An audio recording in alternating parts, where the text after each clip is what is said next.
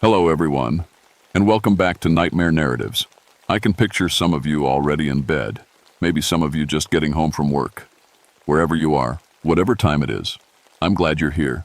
If this helps you relax or sleep, please like and subscribe. It means a lot. Now let's get you comfortable, and I'll tell you tonight's story. My name is Rebecca Stormwind, and I've been a park ranger for 12 years.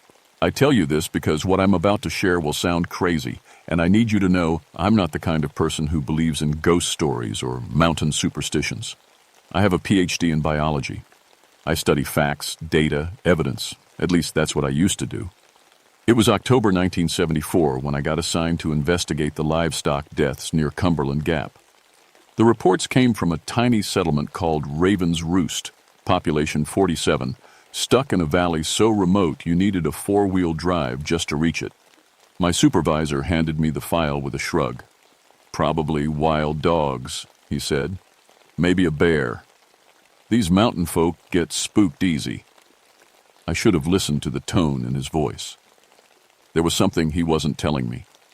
The drive took 3 hours on winding dirt roads that seemed to fold back on themselves. The deeper I went into the mountains, the quieter everything became. No bird songs, no insect buzzing. Even my radio crackled to static and died. Raven's Roost sat in the shadow of 3 peaks like a town built in a bowl.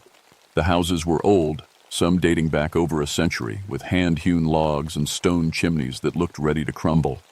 But what struck me most were the people watching from their porches. They had the strangest features, some with dark olive skin and straight black hair, others pale with blue eyes, all mixed together in ways that didn't quite make sense. These were Melungeons. I'd heard of them in college, mysterious mixed-race people whose origins nobody could quite figure out. Some said they were descendants of shipwrecked Portuguese sailors. Others claimed Cherokee and African ancestry. The truth was, nobody really knew, and the Melungeons weren't talking. I parked my truck at what passed for the town center and climbed out. The silence hit me like a physical thing. Every face on every porch turned toward me, but nobody waved or called out a greeting. They just watched with eyes that seemed too old for their faces. That's when I met Samuel Goins. He was waiting by the old community well, a man maybe 70 years old with skin like weathered leather and silver hair braided down his back. Unlike the others, he smiled when he saw me, though it wasn't entirely friendly. "You the ranger they sent about our livestock problem?" His voice carried an accent I couldn't place, musical but guarded. "Rebecca Stormwind." I extended my hand. "I understand you've had some unusual animal deaths." Samuel took my hand, and his grip was stronger than I expected. Unusual. That's one word for it.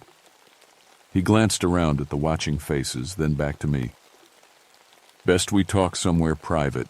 These deaths, they're not what your government reports are going to want to hear." Something in his tone made my stomach tighten. I'd investigated dozens of livestock attacks over the years. Bears, wild dogs, the occasional mountain lion. But the way Samuel spoke, the way everyone watched us with those careful eyes, this felt different. "Show me," I said. We walked to the edge of town where the Collins family kept their cattle. The pasture was empty now, except for fence posts and morning mist. But Samuel led me to a spot near the tree line where the grass was stained dark. "This is where we found Bessie 2 weeks ago," he said. "Best milk cow the Collins ever had." I knelt down and examined the stain. Even after 2 weeks and several rainstorms, the patch was clearly visible. Too dark, too large for a normal predator kill. "What exactly did you find?" Samuel was quiet for a long moment. When he spoke, his voice was barely above a whisper. "Cow was drained dry, Miss Stormwind. Not a drop of blood left in her. 2 neat holes in her neck, like somehow. And used a straw." I looked up at him sharply. "That's impossible. No predator feeds that way." "No natural predator," Samuel agreed. "But there's things in these mountains that ain't natural. Things our people have been dealing with for a very long time." The way he said it made the hair on my arms stand up. I was a scientist. I believed in facts, evidence, logical explanations. But standing in that empty pasture with the old man's words hanging in the air, I felt something I hadn't experienced since childhood. The certainty that I was being watched by something I couldn't see. "Mr. Goins," I said, standing and brushing off my knees, "I'll need to examine the carcass and interview witnesses. This is probably some kind of disease or maybe a very unusual predator, but there's got to be a rational explanation." Samuel nodded, but his expression said he knew better. "I'll help you however I can, Miss Stormwind, but I should warn you, this problem's been going on for longer than you might think, and it's about to get a whole lot worse." As we walked back toward town, I caught glimpses of faces in windows, shadows moving between buildings. The Melungeons were watching, waiting to see what the outside world would make of their secret. I had no idea I was walking into a nightmare that would challenge everything I thought I knew about the world. The next morning brought the second death. I was staying at the Goins boarding house, the only place in Raven's Roost that took outsiders, when Samuel woke me before dawn. His face was grim in the lamplight. "It happened again," he said simply. We walked through the pre-dawn darkness to the Mullins farm on the other side of the settlement. A small crowd had already gathered, speaking in hushed voices that stopped when they saw me coming. They parted reluctantly, letting me through to see what lay in the middle of their circle. It was a sheep, a ewe that had probably been beautiful the day before. Now she lay on her side, her wool stained with morning dew but not a drop of blood. Her eyes were open, staring at No, oathing, and her mouth hung slack. But it was her neck that made my breath catch. 2 perfect puncture wounds, each about the diameter of a pencil, placed with surgical precision on either side of her throat. The skin around them was pale white, almost translucent, as if every drop of blood had been drawn out through those tiny holes. I pulled out my magnifying glass and examined the wounds more closely. The edges were clean, almost cauterized. No tearing, no ragged flesh. Whatever had made these marks had done so with incredible precision. "When did this happen?" I asked. "Sometime after midnight," said Jonas Mullins, the sheep's owner. He was a big man with hands like ham hocks, but his voice shook when he spoke. "I heard something moving around out here, but when I looked out the window, I couldn't see nothing. This morning, I found her like this." "Did you hear any sounds? Growling, barking, anything like that?" Jonas shook his head. "That's the strange part. It was dead quiet. Quieter than it should have been. Even the crickets stopped chirping." I spent the next hour taking photographs and measurements, collecting samples of soil and what little fluid remained around the wounds. Everything I did felt inadequate. This wasn't like any predator attack I'd ever seen. "Mr. Goins," I said as the crowd began to disperse, "I need to speak with you privately." We walked to his house, a sturdy log cabin with a wide front porch. Inside, the walls were covered with old photographs, generations of Melungeon families with their distinctive mixed features. Samuel poured us both coffee and sat across from me at his kitchen table. "You've seen this before," I said. It wasn't a question. Samuel nodded slowly. "Every 13 days for the past month. Always during the new moon. Always the same. Animal drained completely dry. 2 wounds in the neck. That's impossible from a biological standpoint. No creature feeds that way. I told you yesterday, Miss Stormwind, this ain't a natural creature we're dealing with." I set down my coffee cup harder than I meant to. "Mr. Goins, I respect your beliefs, but there has to be a scientific explanation. Maybe some kind of disease that causes the blood to coagulate and drain internally, or a predator we haven't identified yet." Samuel's dark eyes studied me for a long moment. Then he got up and walked to an old wooden chest in the corner of the room. He returned with a leather-bound journal, its pages yellow with age. "This belonged to my great-great-grandfather," he said, opening it carefully. "He wrote down the old stories, the things our people passed down through the generations. The handwriting was faded but legible, written in a mix of English and what looked like Cherokee symbols." Samuel found the page he was looking for and turned the journal toward me. "Read this," he said. The entry was dated 1834. "The curse has awakened again. Mary Goins taken with the sickness, cannot bear sunlight, craves raw meat, speaks in the old tongue. The Cherokees say it will last until the blood debt is paid. God help us all. My hands were shaking as I read. This is just folklore, Mr. Goins. Family legends passed down through generations. Is it? Samuel's voice was quiet but firm. Because Mary Collins, Jonas Mullen's niece, has been having the same symptoms described in that journal. Light sensitivity, craving for raw meat. And yesterday morning, her aunt found her speaking Cherokee in her sleep, a language she never learned. The coffee in my stomach turned to ice. Where's Mary now? Her family's watching her, keeping her inside during the dangerous times.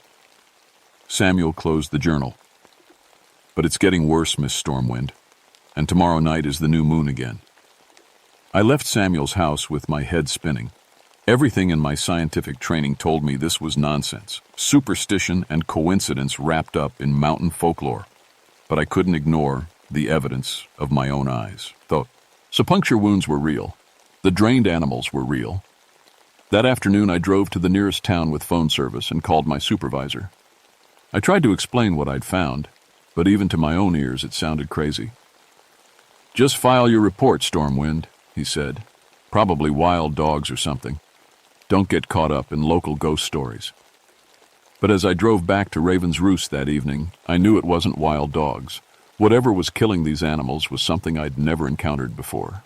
And if Samuel was right about the 13-day cycle, we had less than 24 hours before it happened again. The sun was setting behind the mountains when I reached the settlement. The streets were empty except for Samuel, who was waiting by my truck. Miss Stormwind, he said urgently, you need to come with me. Mary Collins is asking for you. Asking for me? She doesn't even know me. Samuel's expression was grim. She knows more than she should. And what she's saying, it ain't Mary talking anymore. The Collins house sat at the edge of Raven's Roost, a 2-story frame building with peeling white paint and a sagging front porch. Light flickered in the upstairs windows. Oil lamps, I realized. They'd removed all the electric bulbs. Samuel and I were met at the door by an older woman with worry lines etched deep around her eyes. I'm Rose Collins, Mary's aunt, she said. Thank you for coming, Miss Stormwind. We don't know what else to do. She led us through a house that felt like a tomb. Heavy curtains blocked every window. The few lamps that were lit had been turned down low, casting long shadows on the walls. From somewhere upstairs came a sound that made my skin crawl, a low, rhythmic humming in a minor key. How long has she been like this? I asked. 3 days now, Rose replied. Started right after the first sheep died. She can't tolerate any bright light. Burns her skin like acid. And the things she says... Rose shuddered. Things she couldn't possibly know. We climbed the narrow staircase to the second floor. The humming grew louder, and I could make out words in a language I didn't recognize. At the end of the hall, a door stood slightly ajar, with warm lamplight spilling through the crack. Mary? Rose called softly. The ranger lady is here to see you. The humming stopped abruptly. For a moment the house was dead silent. Then a voice answered.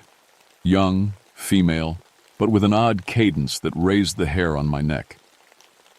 Send her in. I've been waiting. Rose pushed the door open, and I got my first look at Mary Collins. She couldn't have been more than 22, with the typical Melungeon features. Olive skin, dark hair, high cheekbones. But something was terribly wrong. Her skin had a waxy, translucent quality that made the veins underneath clearly visible. Her fingernails had grown long and yellowed, more like claws than human nails. And her eyes were completely black. Not just the pupils. The entire eye, from edge to edge, was the color of midnight. Hello, Rebecca, she said, and her voice carried an accent I'd never heard before. Ancient. Foreign. I know why you're here. My mouth went dry. How do you know my name? Mary smiled, revealing teeth that looked too sharp, too pointed. I know many things now. Things whispered in the wind, things written in the blood of the earth. You want to understand what's happening here, don't you? Despite every instinct screaming at me to run, I stepped into the room. Mary, I'm here to help. Can you tell me how you're feeling? She laughed, a sound like breaking glass. Mary is sleeping deep inside. I am something else now, something older. Her black eyes fixed on mine. Do you know the history of this place, Rebecca? Do you know what your people did to mine? I don't understand. 200 years ago, the Cherokee trusted the Melungeons. We were brothers, sisters, family. But when the white soldiers came looking for Chero, key villages to destroy, some Melungeons showed them the way, betrayed their own blood for promises of safety. Samuel stepped forward. Mary, you need to fight this. This isn't you talking. Those black eyes turned to him, and Mary's lips curled in a smile that was pure malice. Hello, Samuel. Yes, it's me, the granddaughter of the shaman your ancestor betrayed. I've been waiting so long for my revenge. The temperature in the room dropped at least 10 degrees. Frost began forming on the windows despite the October warmth outside. Mary rose from her chair with movements that were too fluid, too graceful for a human being. Every generation, one of your bloodline must pay for the betrayal, she continued. One must become what I became, a creature of thirst and hunger, doomed to drain the life from everything they touch. I watched in horror as Mary's fingernails extended another inch, becoming true claws.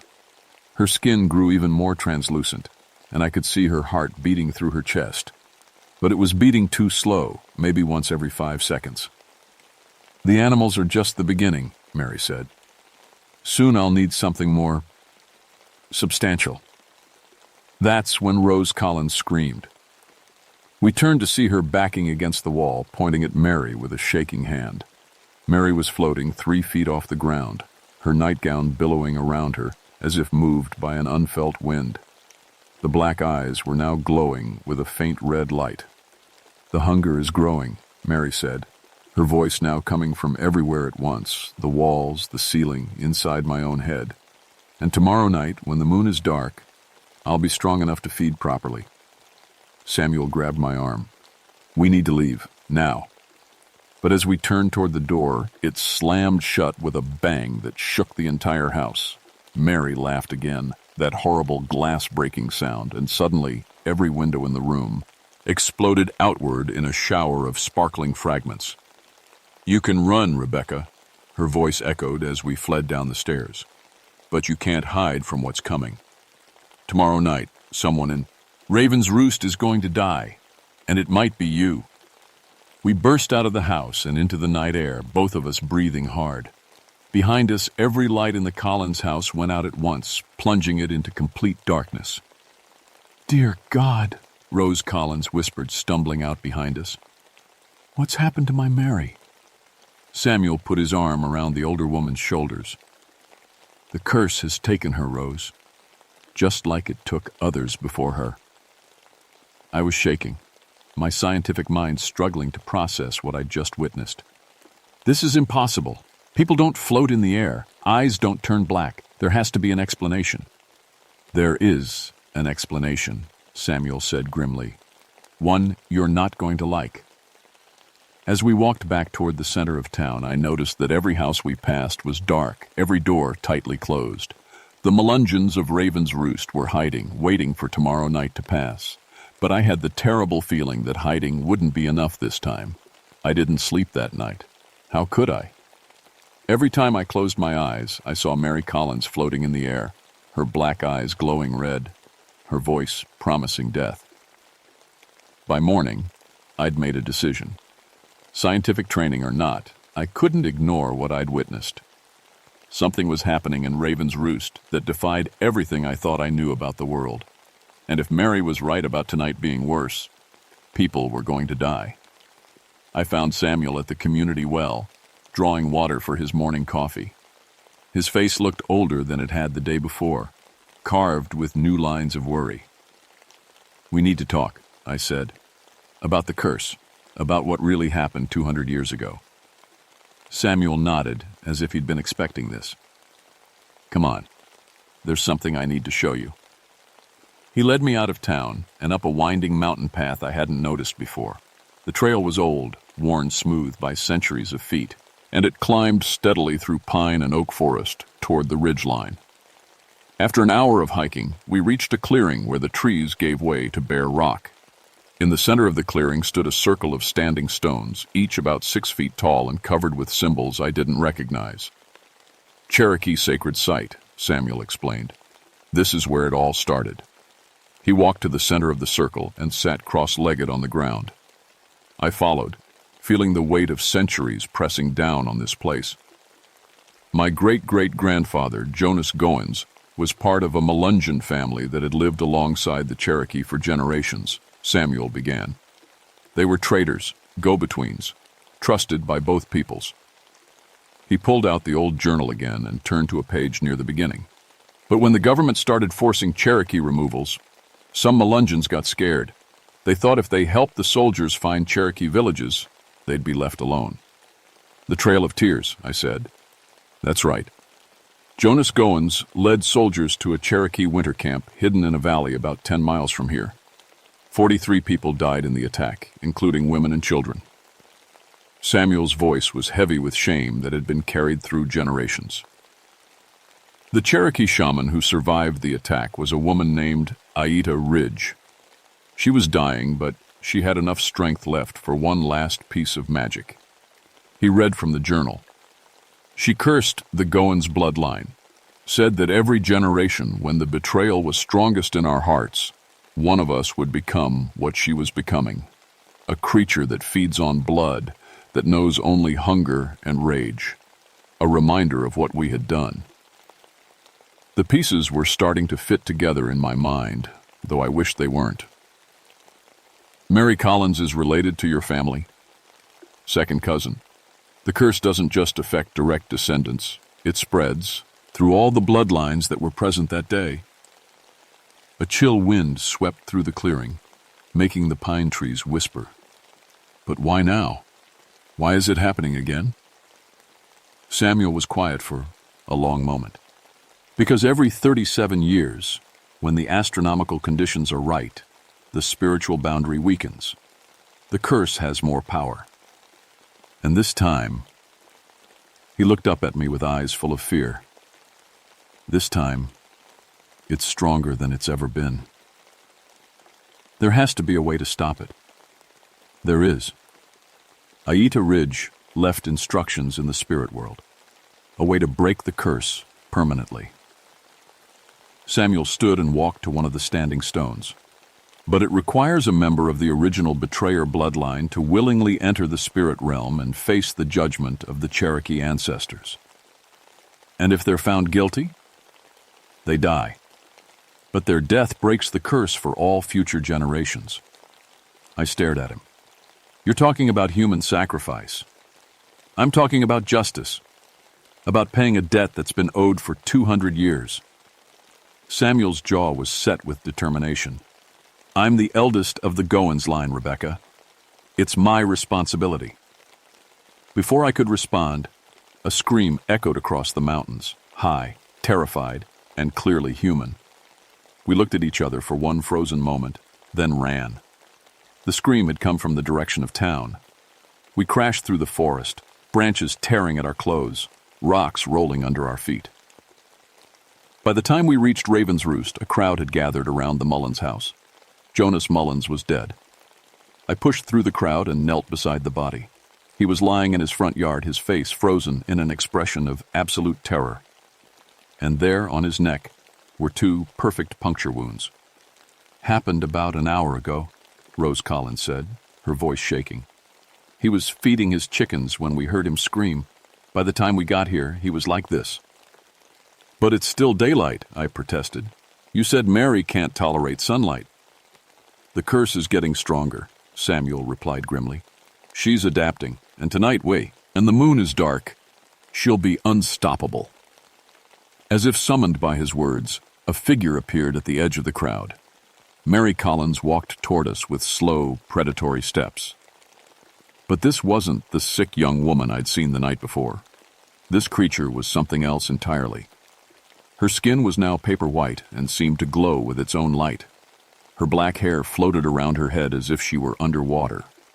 The black eyes held depths that seemed to go on forever, and when she smiled, her teeth were like razor blades.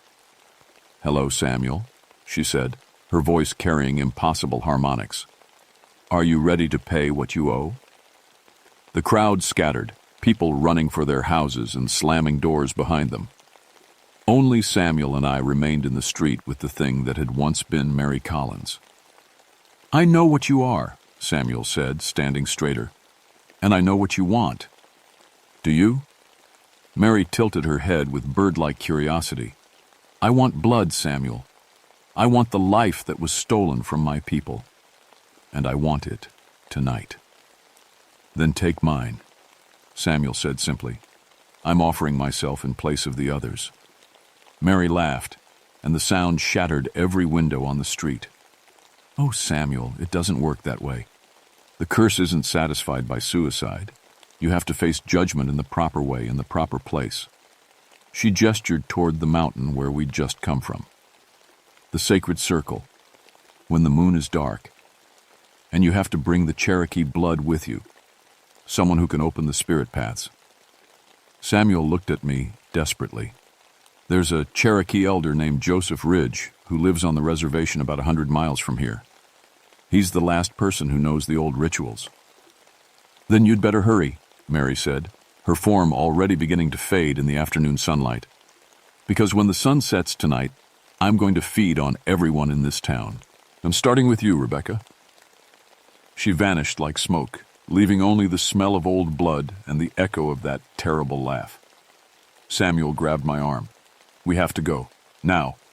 If we drive hard, we can reach Joseph and get back before dark." As we ran toward my truck, I realized I was no longer questioning the supernatural. I was accepting it, embracing it, because the alternative was watching everyone in Raven's Roost die. The real horror wasn't just that monsters existed. It was that sometimes human sacrifice was the only solution. Joseph Ridge was 93 years old and blind, but his hands were steady as he prepared the ritual components. We'd found him at the Cherokee reservation just as the sun was starting to set, and somehow he'd been expecting us. "Aida Ridge was my great-grandmother," he explained as we raced back toward Raven's Roost. "She told me this day would come, when the spiritual debt would finally be paid." The old Cherokee man sat in the back of my truck with a leather bag full of herbs, stones, and other items I couldn't identify. Samuel drove while I watched the darkness gather between the mountains. "Will it work?" I asked Joseph. "If Samuel's heart is truly repentant, if he's willing to accept whatever judgment the ancestors deliver, then yes, the curse will be broken." Joseph's sightless eyes turned toward me. "But understand, Rebecca, there's no guarantee he'll survive the spiritual trial." We reached Raven's Roost just as the last light faded from the sky. The town was dead silent, every house dark and shuttered. But I could feel something moving in the shadows between buildings, something that watched us with hungry black eyes. The hike up to the sacred circle took 45 minutes, our way lit only by flashlight and the Cherokee elders' sure knowledge of the ancient path. When we reached the clearing, the standing stones seemed to glow with their own faint light. "She's already here," Joseph said quietly. He was right. Mary Collins stood at the center of the stone circle, but she was no longer even remotely human. Her skin was translucent white, stretched tight over bones that were too long and joints that bent in impossible directions. Her eyes were like black holes in her face, and when she smiled, I counted at least 30 teeth, all sharp as needles. "Welcome," she said, her voice now a harmony of dozens of voices speaking in unison. "Are you ready to face judgment, Samuel Goins?" Joseph began setting up his ritual components around the circle, herbs that he burned in small clay bowls, stones arranged in patterns that seemed to shift when I wasn't looking directly at them. As he worked, he chanted in Cherokee, his ancient voice carrying power that made the air itself vibrate. "Samuel," Joseph said, "you must enter the spirit realm willingly. Once you're there, you'll face the ancestors of those who died because of your family's betrayal. They will judge your heart and decide whether the debt has been paid. Samuel nodded and walked to the center of the circle. As he sat cross-legged on the ground, Mary's form began to shimmer and change, becoming less solid, more like a shadow with substance. "If they find you guilty," she whispered, circling him like a predator, "you'll die, and your death will feed me for centuries." "I accept their judgment," Samuel said firmly, "whatever it is." Joseph's chanting reached a crescendo, and suddenly the world around us changed. The standing stones began to glow brighter, and I could see through them into another realm, a place where Cherokee ancestors stood in a great council, their faces painted for war, their eyes holding the wisdom of ages.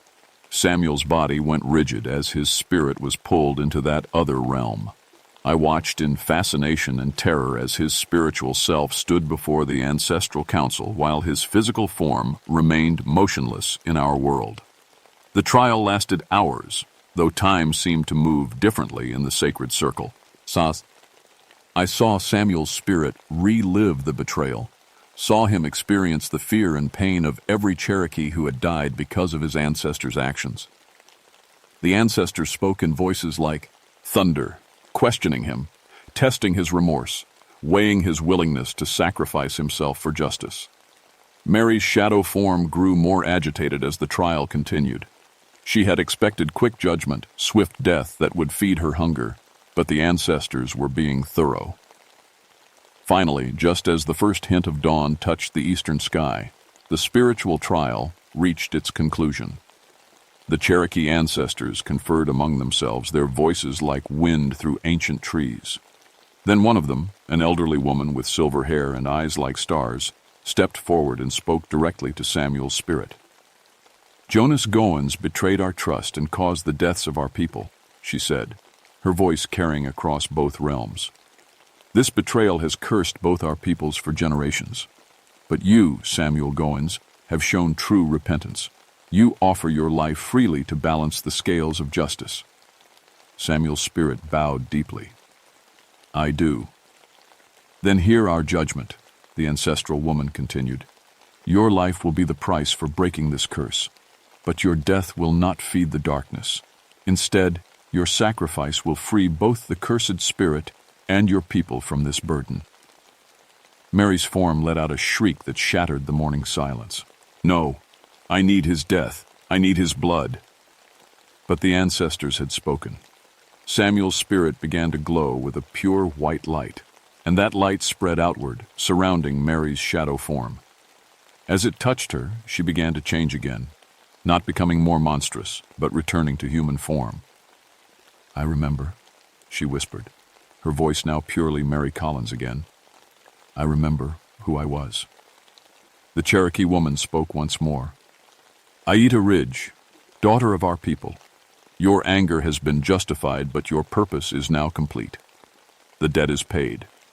You may find peace." Mary's form continued to brighten until she became pure light, and in that light, I saw not the creature she'd become, but the Cherokee shaman she'd once been, proud, wise, and finally at peace. She looked at Samuel with eyes full of forgiveness. "Thank you," she said. And then she was gone, not destroyed, but freed, rising into the dawn sky like a bird returning home. Samuel's physical body collapsed in the center of the circle. I rushed to him, but Joseph placed a gentle hand on my shoulder. "He's not dead," the old man said, "but he's paid the price. The curse is broken." Samuel's eyes opened, and I saw that they held a peace I'd never seen before. He was weak, aged by the spiritual trial, but alive. "It's over," he whispered. "Finally, it's over." We helped him down the mountain as the sun rose over Raven's Roost. The town was stirring to life, people emerging from their houses for the first time in days. They could feel it too. The oppressive weight that had hung over the valley for generations was gone. I filed my official report the next week, describing the deaths as the result of an unknown predator that had apparently moved on. My supervisor was satisfied with that explanation. He didn't need to know about curses and spirits and the price of ancestral guilt, but I knew. And I stayed in touch with the people of Raven's Roost, watching over them, making sure the curse really was broken. Samuel lived another 20 years, becoming the keeper of the true story, the one who made sure future generations understood both the cost of betrayal and the power of redemption. The Melungeons opened their community to the outside world for the first time in centuries. They shared their history, their culture, their mysterious heritage, and slowly, the fear and suspicion that had isolated them began to fade. As for me, I learned that the world is far stranger and more dangerous than I'd ever imagined. Joseph Ridge warned me that there were other curses, other supernatural threats hidden throughout the Appalachian mountains. Some nights, when the wind is right and the moon is dark, I still feel them out there. Ancient angers waiting to be awakened, old debts waiting to be paid. But I also learned that sometimes when people are willing to face the truth about their past and make real sacrifices for justice, even the darkest curses can be broken. Samuel Goins died peacefully in 1994, surrounded by family and friends who knew him as a hero. At his funeral, a Cherokee delegation came to honor the man who had helped heal a wound that had festered for 2 centuries. And in Raven's Roost, they still tell the story of the Melungeon Curse, not as a ghost story to frighten children, but as a reminder that every action has consequences, and that sometimes the only way to heal the past is to be willing to sacrifice for the future. I know because I was there. I saw it happen. And I'll never forget the lesson Samuel Goins taught me in that sacred circle among the standing stones. That courage isn't the absence of fear, but the willingness to do what's right even when you're terrified, even when it might cost you everything.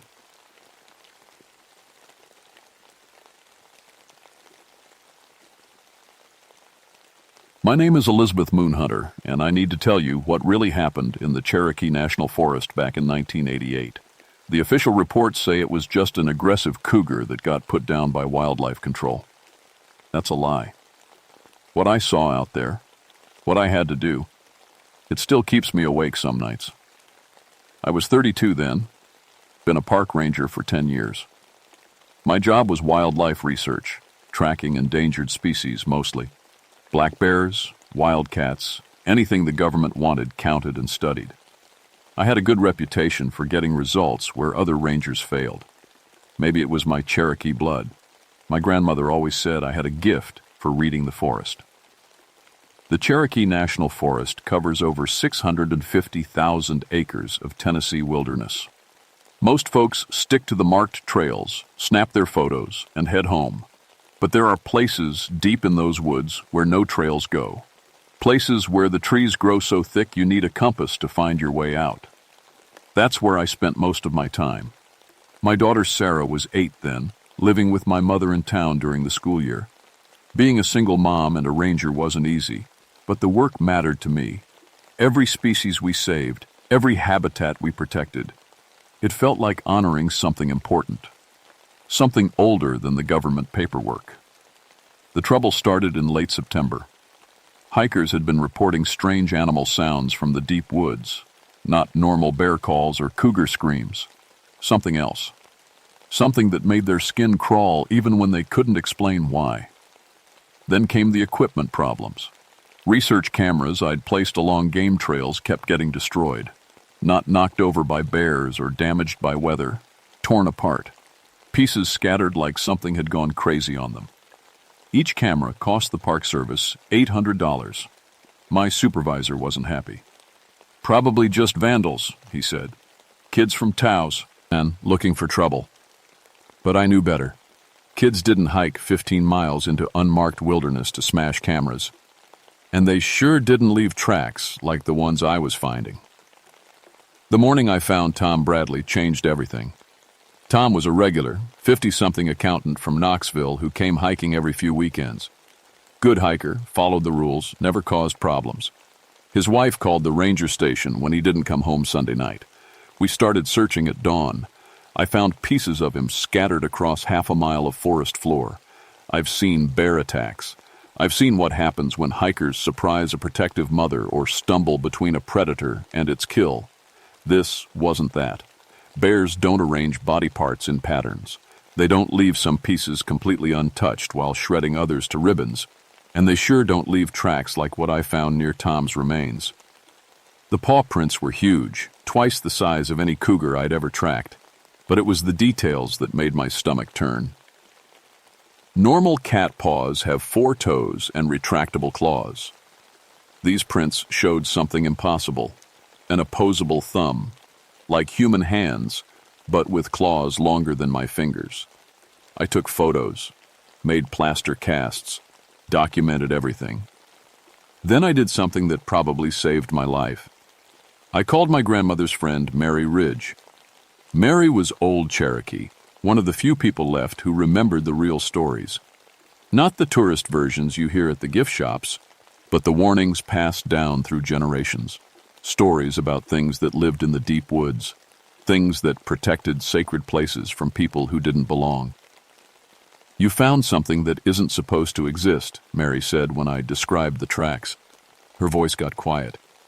"But it does exist. It always has." She told me to meet her that evening. Said there were things I needed to know about my family's history. Things about why I could walk in the deep woods without fear, when other people got lost or turned around. As I drove home that night, I kept thinking about Tom Bradley's face. What was left of it, anyway. His eyes were gone, but his expression, it looked surprised, like he'd seen something impossible right before he died. I had no idea that I was about to see it, too. Mary Ridge lived in a small house on the Cherokee Reservation, about an hour's drive from the forest. The walls were covered with old photographs and traditional Cherokee artwork. She made coffee and sat me down at her kitchen table like we were going to discuss the weather. "Your grandmother ever tell you about the Wampus Cat?" she asked. I nodded. "Just stories. Cherokee legend about a woman who got cursed for spying on men's ceremonies. Not legend. History." Mary's eyes were serious. The woman's name was Atsila. She was curious, maybe too curious. The men were performing sacred rituals to ask the spirits for protection during hunting season. Women weren't allowed to watch. She poured more coffee, her hands steady despite her age. Atsila hid in the woods and watched anyway. When the medicine man discovered her, the spirits were angry. They changed her into something that could guard sacred places forever. Part woman, part wildcat. 6 legs for speed, human intelligence for hunting, and a hunger that's never satisfied. "Mary, I appreciate the stories, but that thing that killed the hiker, it's been sleeping for 60 years. Something woke it up." I set down my coffee cup. "What do you mean, something woke it up?" "There's a university team working in the forest, archaeologists. They've been digging up Cherokee burial sites and ceremonial grounds, taking things that should never be moved." My blood went cold.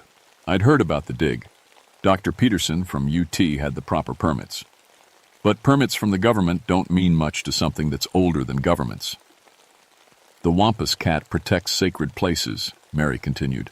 "It kills anyone who disturbs them. But there's something you need to know about your family, Elizabeth. Your great-great-grandmother was Atsila's sister." I stared at her. "That's impossible." "Cherokee blood recognizes Cherokee blood.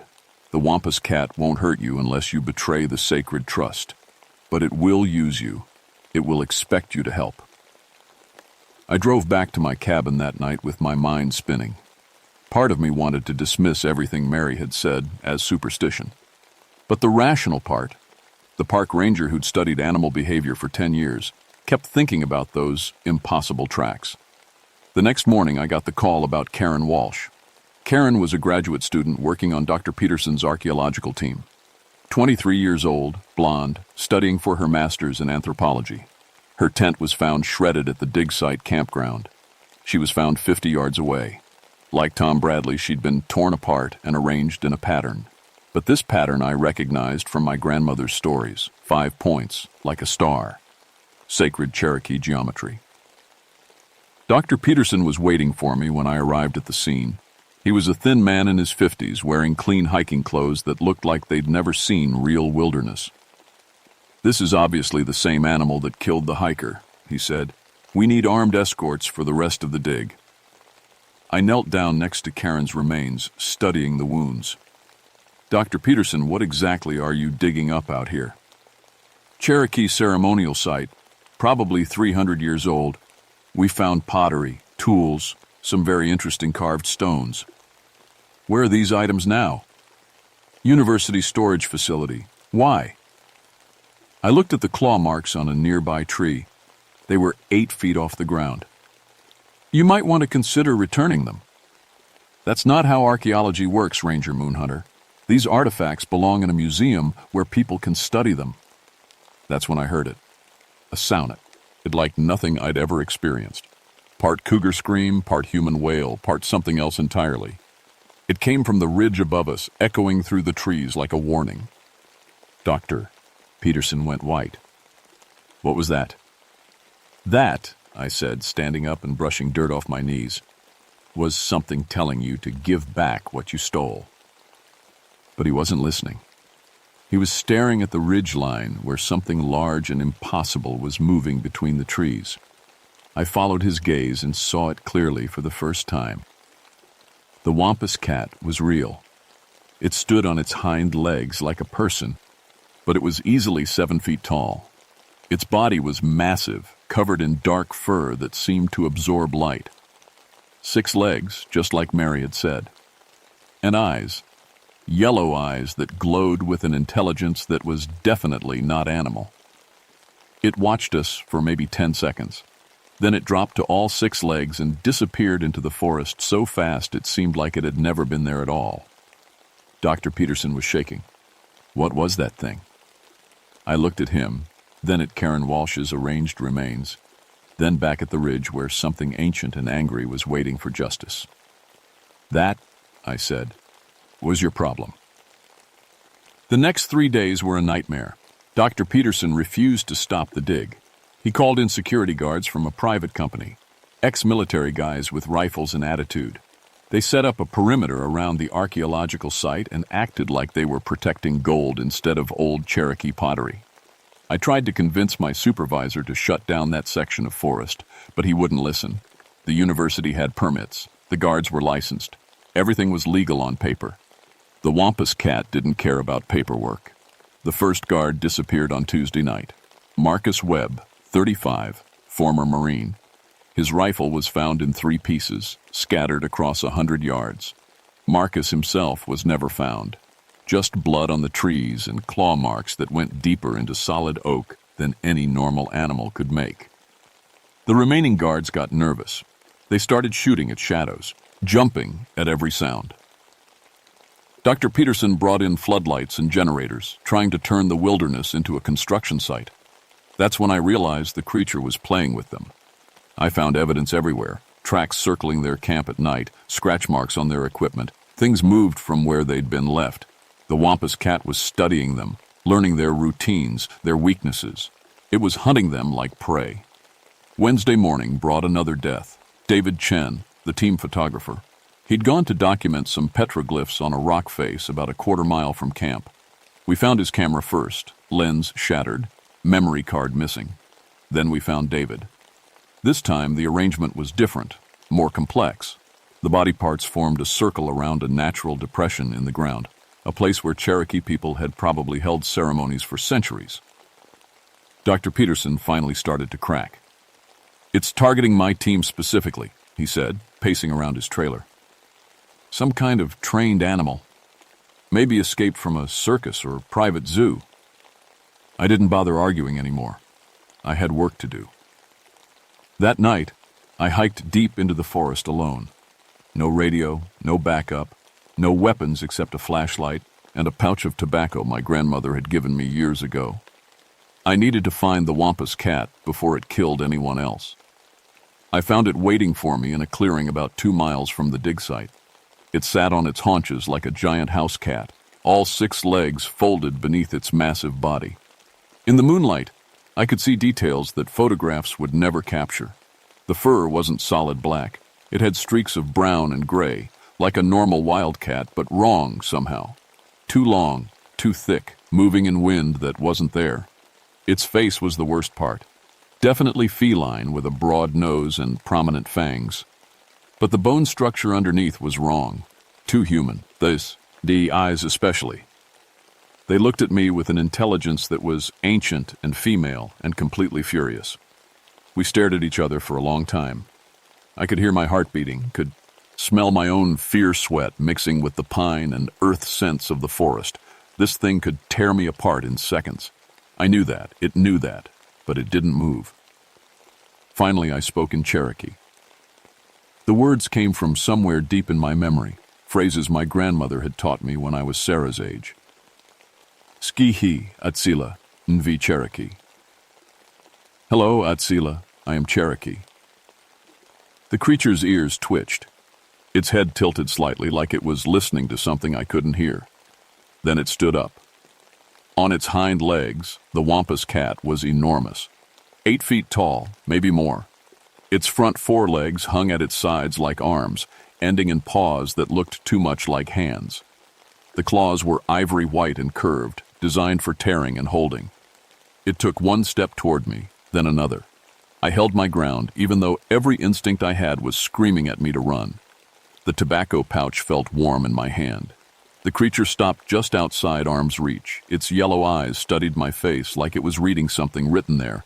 Then, impossibly, it spoke. Not with words. The mouth wasn't shaped for human speech.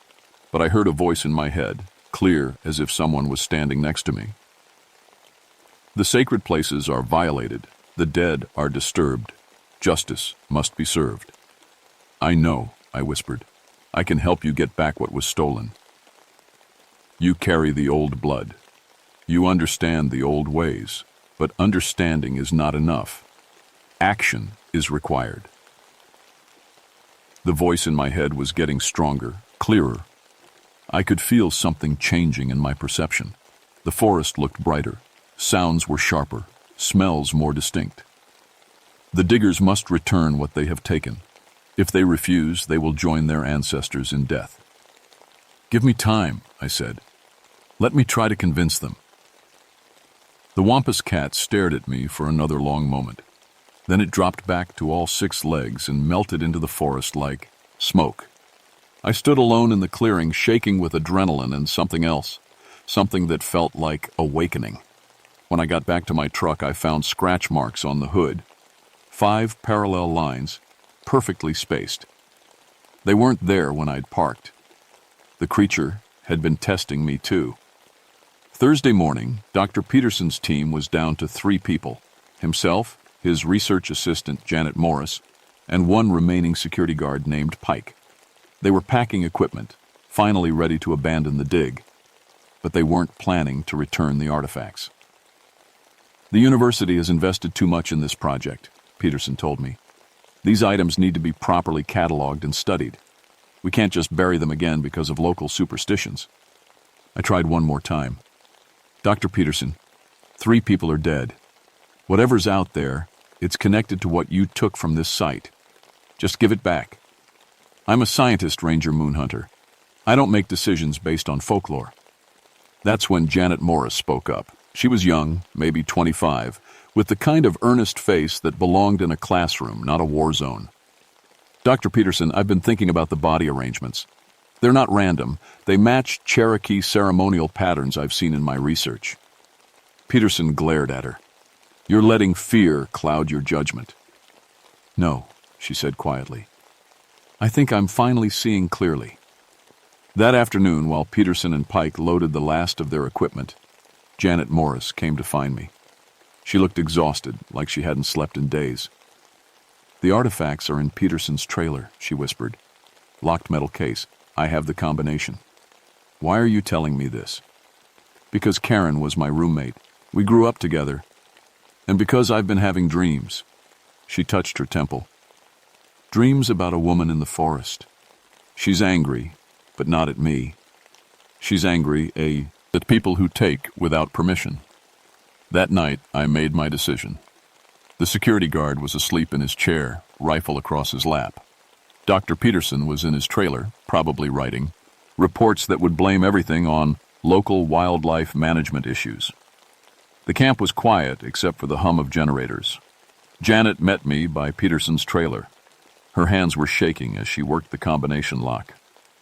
The case is heavy, she warned. Must be 30 pounds of pottery and carved stones. Inside the case, wrapped in foam padding, were pieces of Cherokee history that hadn't seen daylight for 3 centuries. Pottery bowls with intricate geometric patterns, carved stone pipes, a medicine bundle wrapped in what looked like deer hide. The moment I touched the medicine bundle, the world changed. Visions flooded my mind. Cherokee people gathered in the clearing where David Chen had died, performing ceremonies under starlight. Generations of sacred rituals, births and deaths and seasons changing. The forest itself participating in something larger than human understanding. And through it all, a presence watching from the trees. Atsila, transformed but still Cherokee, still protecting what was sacred. I can feel them, Janet whispered. The spirits. They're angry but also hopeful. We carried the case to my truck and drove to the ceremonial site.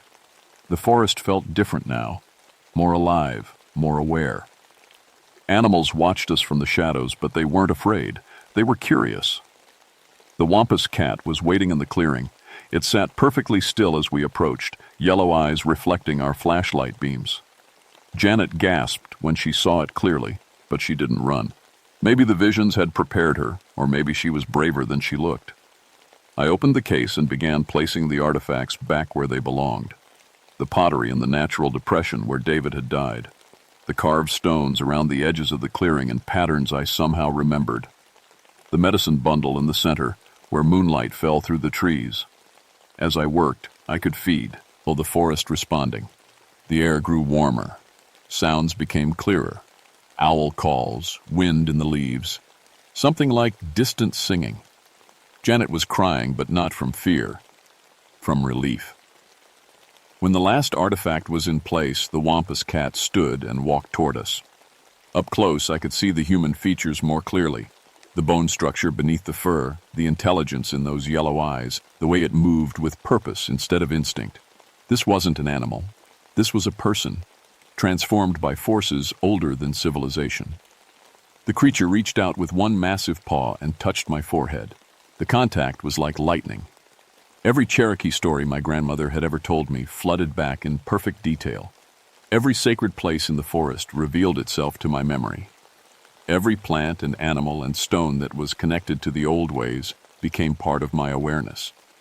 I understood. The curse wasn't just punishment. It was responsibility. Atsila had been chosen to guard sacred places forever, but she was tired, had been alone too long. She needed help. She needed someone with Cherokee blood who could bridge the old world and the new. You carry the gift, her voice said in my mind. You can feel the sacred places, protect them from those who would harm them. Will you accept this burden? I thought about my daughter Sarah, about the world she would inherit. I thought about developers who wanted to build shopping malls on Cherokee burial grounds, about tourists who carved their names in sacred trees, about people like Dr. Peterson who took without permission and called it science. Yes, I said. The transformation wasn't painful. It was like waking up from a long sleep. My senses sharpened until I could hear individual heartbeats, smell emotions, see heat signatures in the darkness. I was still human, but more than human, connected to the forest in ways that would take years to fully understand. The Wampus Cat, Atsila, stepped back and nodded once. Then she turned and walked into the trees, her massive form fading into shadows until she was gone. But not gone. Forever. I could still feel her presence watching from the deep woods, ready to emerge if the sacred places were threatened again. Janet Morris was staring at me with wide eyes. Elizabeth, are you okay? I smiled at her, feeling power and responsibility settling into my bones like an old coat. Better than okay, I said. I'm finally home. The official report blamed everything on an unusually aggressive cougar that had been eliminated by wildlife control. Dr. Peterson backed up this story, partly because no one would believe the truth, and partly because he was terrified of what might happen if he kept talking about giant six-legged cats. Janet Morris left archaeology and became a Cherokee cultural liaison for the Tennessee Department of Natural Resources. She never spoke publicly about what she'd seen in the forest, but she made sure that future research projects got proper tribal approval before disturbing sacred sites. I resigned from the Park Service 2 weeks later. My supervisor wasn't surprised. He figured the stress of the cougar attacks had gotten to me. He was right, just not in the way he thought. I became a cultural preservation officer for the Cherokee Nation, working to protect sacred sites throughout Tennessee. The job pays less than park ranger work, but it matters more. Every burial ground we save, every ceremonial site we protect from development, it's part of keeping the old promises alive. Sarah adapted to the changes better than I expected. Kids are flexible that way. She started spending weekends with me in the forest, learning to read animal signs and identify sacred plants. She has the gift, too. I can see it in the way deer approach her without fear, the way she always knows which direction leads home. Sometimes, late at night, I feel Atzila's presence at the edge of my awareness. She's still out there, still watching, but she's not alone anymore. Or, the burden of protecting sacred places is shared now between the ancient guardian and the modern world. The Cherokee National Forest is safer because of what happened in 1988. Developers think twice before building near sites that might be sacred. Archaeologists ask permission before digging. Tourism companies train their guides to respect indigenous beliefs. But I know the protection goes deeper than human law or good intentions. There are things in the deep woods that are older than governments, older than universities, older than the idea that everything belongs to whoever has the right paperwork. The Wampus Cat's domain isn't just a piece of forest marked on maps. It's the space between the world we think we understand and the world that actually exists. It's the reminder that some places are sacred, some things shouldn't be disturbed, and some guardians never rest. Last month, Sarah found tracks near our cabin. 6-toed paw prints, larger than any normal cat. She wasn't scared. "Is that the lady from your stories?" she asked. "Yes," I told her. "She's checking on us, making sure we're keeping our promises." Sarah nodded like this made perfect sense. "Should we leave her some food?" I smiled, remembering my grandmother's teachings about respecting the spirits that share our world. "Tobacco," I said. She'd prefer tobacco. That evening, we left a small bundle of traditional tobacco at the edge of the tree line. By morning, it was gone, and new claw marks decorated the oak tree where we'd placed it. 5 parallel lines carved deep into the bark. A signature, a blessing, a reminder that some contracts are written in blood and moonlight, and they last forever. The forest is quiet tonight, but it's not empty. It's never empty. And as long as people like Sarah and me remember the old promises, it never will be. The Wampus Cat's domain endures, and so do the guard, lions who protect it.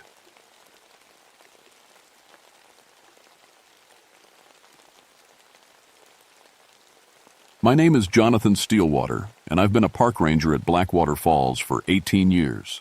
That's long enough to know every trail, every cliff, and every sound these woods make. My grandfather came here from Germany when he was young, looking for work in the coal mines. My father worked those same mines until his lungs gave out. Me? I chose the forest instead of going underground. I thought I knew everything about these woods. I was wrong. It was October of 1979, and the leaves were just starting to turn.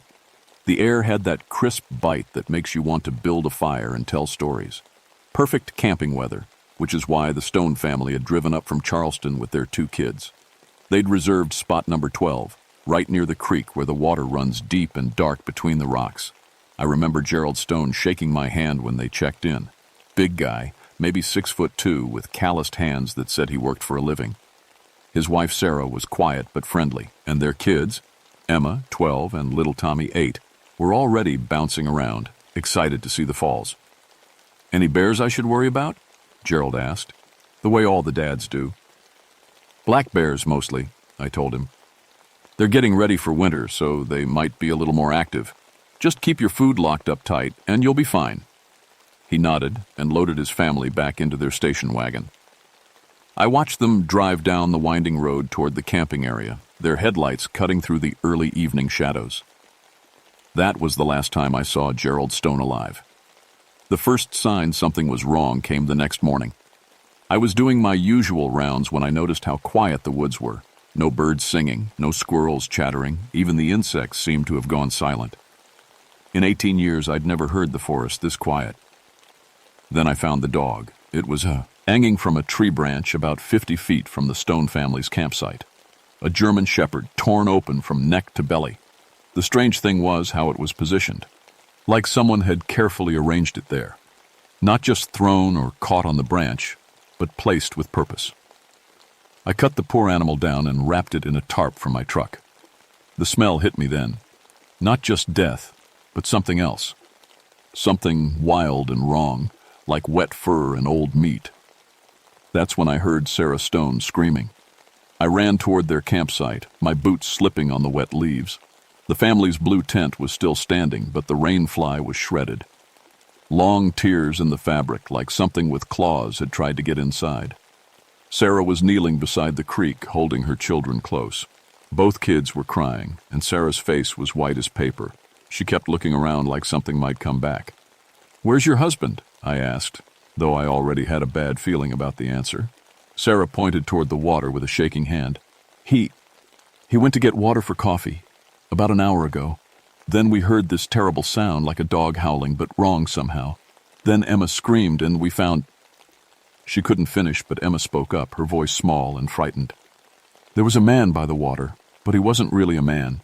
He was too tall and his head was wrong, like a wolf but walking on two legs, and his eyes were red, like fire." I looked where she was pointing and saw Gerald Stone lying face down in the shallow water. The creek ran red around him. I told Sarah to take the kids back to the visitor center and call for help. Then I waded into the creek to check on Gerald, though I already knew it was too late. I've seen dead people before. Car accidents, heart attacks, even a hunting accident or two.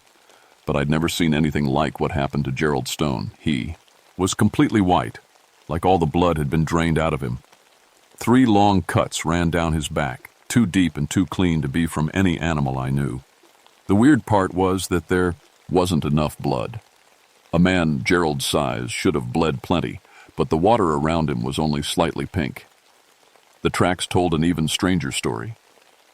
I've been reading animal tracks since I was 12 years old. My dad taught me because he said a man should know what's moving through his woods. These tracks didn't make sense. They started at the tree line as human footprints, bare feet, size 11 or 12. But as they got closer to the water, they changed. The heel stretched out, the toes got longer and sharper. By the time they reached the creek, they looked like wolf paws, but bigger than any wolf I'd ever seen. Then they just stopped, like whatever made them had disappeared into thin air. The state police showed up around noon. Detective Ray Morrison was a good man, but he looked at those tracks the same way I must have, like his brain couldn't quite accept what his eyes were seeing. "What do you think did this, Stillwater?" he asked, kneeling beside the strange prints. "I honestly don't know," I said. But Emma Stone saw something. She described it as a man with a wolf's head, walking upright. Ray spit into the leaves. "Kids see all kinds of things when they're scared. Probably just a black bear walking on its hind legs. They do that sometimes." I wanted to agree with him. Bears made sense. Bears were normal, but bears don't leave human footprints that turn into paw prints, and bears don't drain a grown man's blood without spilling it all over the ground. That night, I couldn't sleep. I kept thinking about Emma Stone's words. His eyes were red, like fire. I also kept thinking about something my grandfather used to say when I was little. He'd tell stories about the old country, about things that hunted in the Black Forest. Things that were part man, part wolf. "Werewolves," he'd whisper, making sure my grandmother wasn't listening. She thought such talk was foolish. "They came with us to America, you know. Evil follows people wherever they go." I'd always thought those were just stories to scare children. Now I wasn't so sure. The next day I drove into town to look through the old records at the library. Mrs. Henderson, the librarian, was happy to help me dig through the historical files. What I found made my blood run cold. 1956. The Muller family camping near Blackwater Falls. Father found dead by the creek, drained of blood. Witnesses described a large wolf walking like a man. 1933. The Brenner family. Same area, same description. Father dead, no blood at the scene. 1910. The Hoffman family. By now I was starting to see the pattern. Every 23 years, always in October, always the same kind of attack. And all the families had German names, just like mine. I was still reading when Mrs. Henderson tapped me on the shoulder. "You might want to see this," she said, holding an old leather journal. This belonged to Father Klaus Brenner. He was a missionary who worked with the German settlers in the 1790s. I opened the journal carefully. The pages were yellow and brittle, covered in old German writing. But there were parts in English, translations Father Brenner had made for his American congregation. One entry stopped me cold. "The beast came again last night. Poor Heinrich Muller is dead, drained like the others. The creature grows bolder. It no longer fears our iron crosses or holy water. I believe it is the spirit of Klaus Weber, the deserter who murdered the Steiner family during the war. He was cursed to walk between man and wolf, to hunt the bloodlines of those he wronged. Every generation, it returns to feed." I looked at the date. October 15th, 1790. Today was October 13th, 1979, which meant tomorrow night, the beast would hunt again. I drove straight to the park office and pulled the camping registration book. My hands were shaking as I flipped through the pages, looking for German surnames. There, registered for sites 14 and 15, the Muller family from Pittsburgh. Heinrich and Greta Mueller with their 3 sons, Wilhelm, age 16, Klaus, age 14, and little Hans, age 10. They'd arrived yesterday, the day after Gerald Stone was killed. I grabbed my radio and tried calling the main office, but all I got was static. The mountains played hell with radio signals sometimes. I jumped in my truck and drove down to their campsite as fast as I dared on the winding road. The Mueller family had set up a neat camp with 2 large tents and a careful fire ring. Heinrich was splitting wood while his wife prepared dinner. The 3 boys were exploring near the creek, their voices echoing off the canyon walls. "Mr. Mueller," I called out, trying to keep my voice calm. "I need to talk to you about something important." Heinrich was a big man like Gerald Stone had been, with the same kind of working hands. He looked up from his wood splitting with a friendly smile. "Of course, Ranger. What can we do for you?" "I think your family might be in danger," I said. "There was an incident yesterday. A camper was killed, and I have reason to believe the thing that killed him might come after your family next." Heinrich's smile faded. "What kind of thing?" I struggled with how to explain it. The local records show a pattern. Every 23 years, families with German names are attacked by something. Always here, always in October. Greta Muller had stopped preparing dinner and was listening now. The boys had come closer, sensing adult worry the way children do. "Are you telling us there's some kind of serial killer?" Heinrich asked. "Not exactly," I said. "The witnesses describe something that's not quite human. Something that walks on 2 legs but has the head of a wolf." Wilhelm, the oldest boy, laughed nervously. "You mean like a werewolf? Come on, that's just old stories." "Maybe," I said. "But 4 families are dead, and they all have them. With names like yours. German names. I'm asking you to pack up and leave. Tonight." Heinrich looked at his wife, then back at me.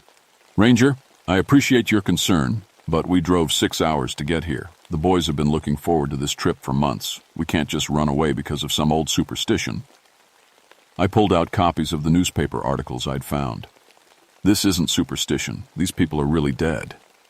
Heinrich studied the papers, his face growing serious. But then he shrugged. "Probably a bear. Maybe the same bear if they live that long. We'll be careful. Keep our food locked up tight, just like you told us." I wanted to grab him and shake him, make him understand, but what could I say? That my German grandfather's bedtime stories were real? That something supernatural was stalking families in these woods. At least stay close to your camp tonight, I said. And if you hear anything strange, anything at all, fire 3 shots into the air. I'll come running. Heinrich nodded and shook my hand. We'll be careful, Ranger. Thank you for the warning. I drove back to my cabin, but I couldn't sit still. As the sun went down, I loaded my rifle and checked my flashlight batteries. Then I drove back toward the Mueller campsite and parked about a quarter-mile away, where I could watch their fire through the trees. Around 10 o'clock, their fire started to die down. I could see the family moving around, getting ready for bed.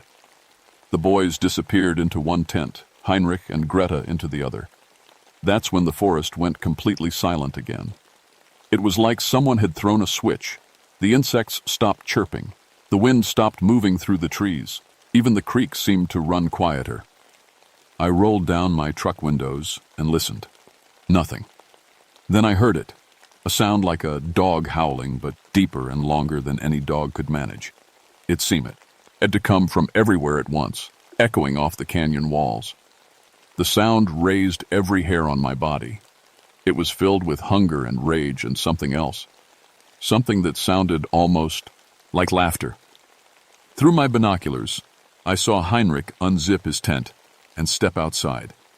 He had a flashlight in one hand and what looked like a hunting rifle in the other. "Hello?" he called out. "Who's out there?" The howling came again, closer this time.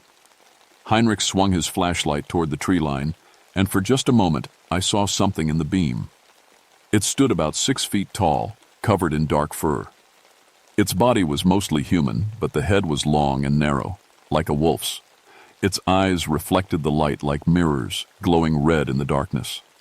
Heinrich raised his rifle, but the thing moved faster than anything I'd ever seen. 1 second it was 50 feet away, the next it was right in front of him. I heard Heinrich scream, then the rifle went off. Then, nothing. I grabbed my own rifle and ran toward the campsite, crashing through the brush like a madman.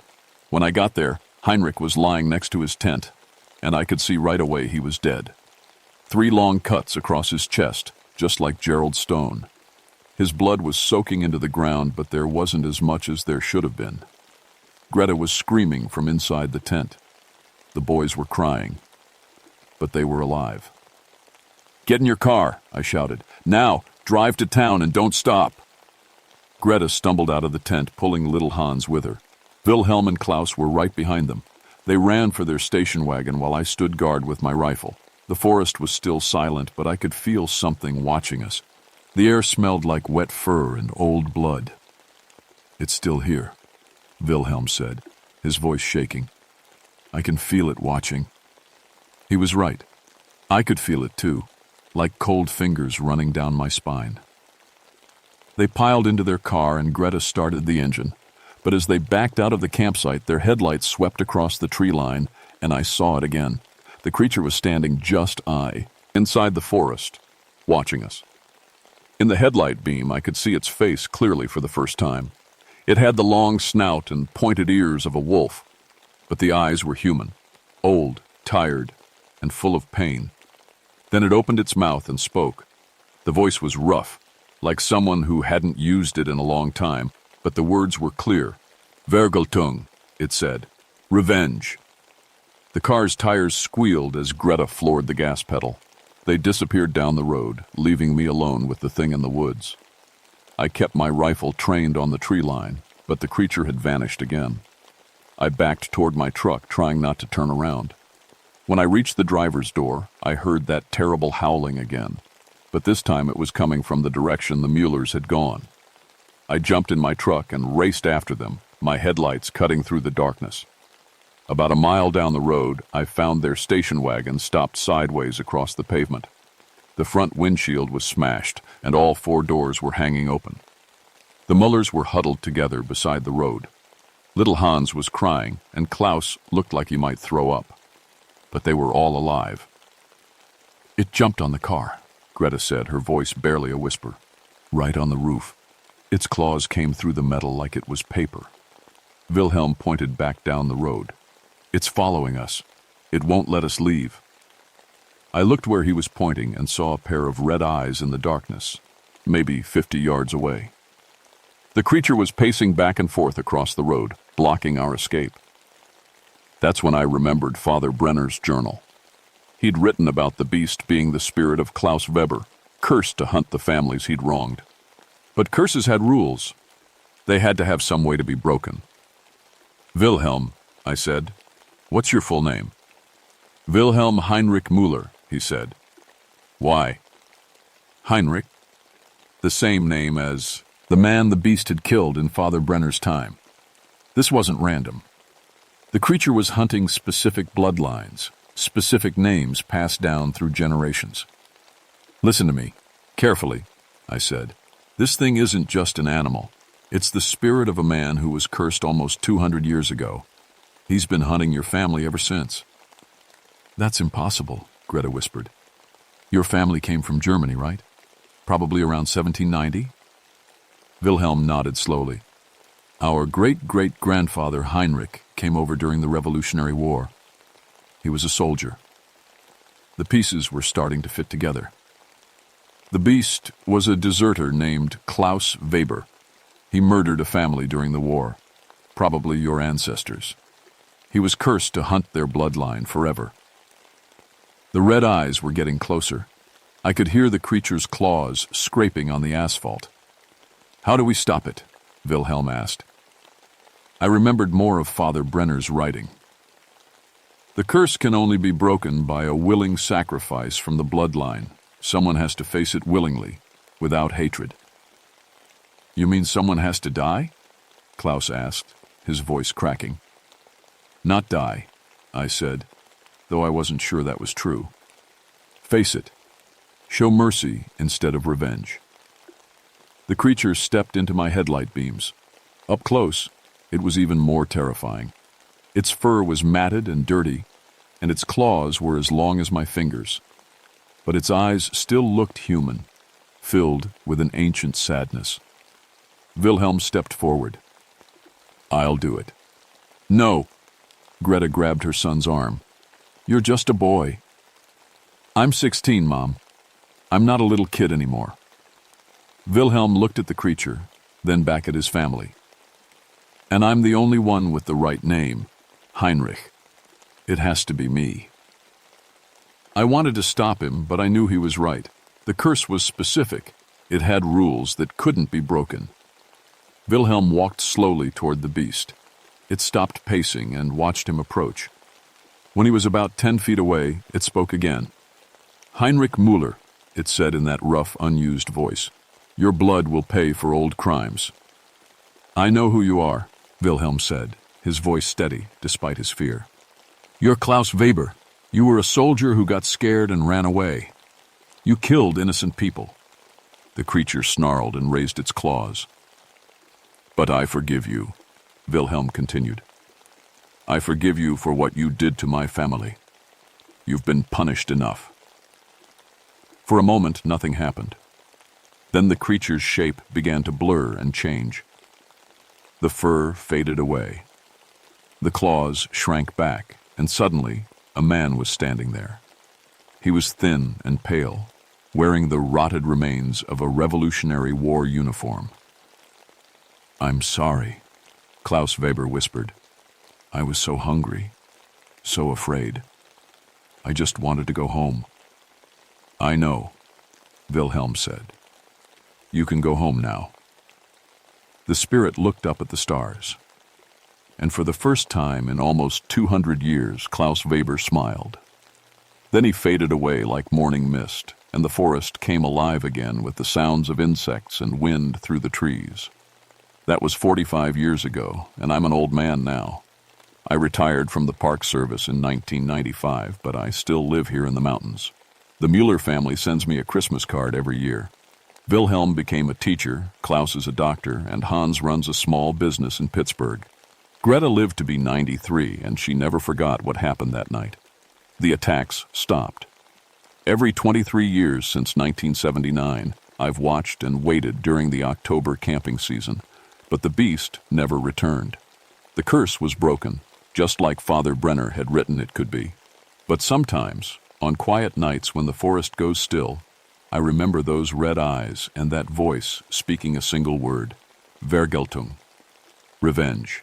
The thing about curses is that they leave marks on the places where they happened. The woods around Blackwater Falls still remember what stalked there for almost 2 centuries. Animals avoid certain spots. Campers report feeling watched. And sometimes hikers find strange tracks in the mud. Tracks that start as human footprints and change into something else. I tell people it's just stories, old legends that got mixed up with reality. Most of them believe me, and that's probably for the best. But some of the older folks, especially those with German names, they look at me with knowing eyes. They remember the stories their grandparents told them about things that followed their families from the old country. Evil follows people wherever they go, my grandfather used to say. But so does forgiveness, and sometimes that's enough to set things right. I still keep a rifle by my bed, though, just in case something else is out there, waiting for its turn to hunt. Because the Black Forest was full of dark things, and our ancestors brought more than just werewolves to America. They brought all their fears, all their guilt, and all their unfinished business. Most of it sleeps quietly in the ground, waiting for the right time to wake up. Most of it, but not all.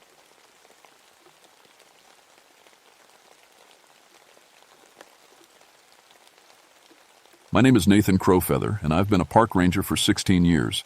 I've seen bears attack hikers, found bodies that fell off cliffs, and pulled lost kids out of caves. But what happened at Whispering Creek still keeps me awake at night. I'm part Cherokee, part Scottish. My grandmother used to tell me old stories about places in the mountains where the dead sing. I never believed her. Thought it was just old woman talk to keep kids from wandering too far into the woods. I wish I'd listened.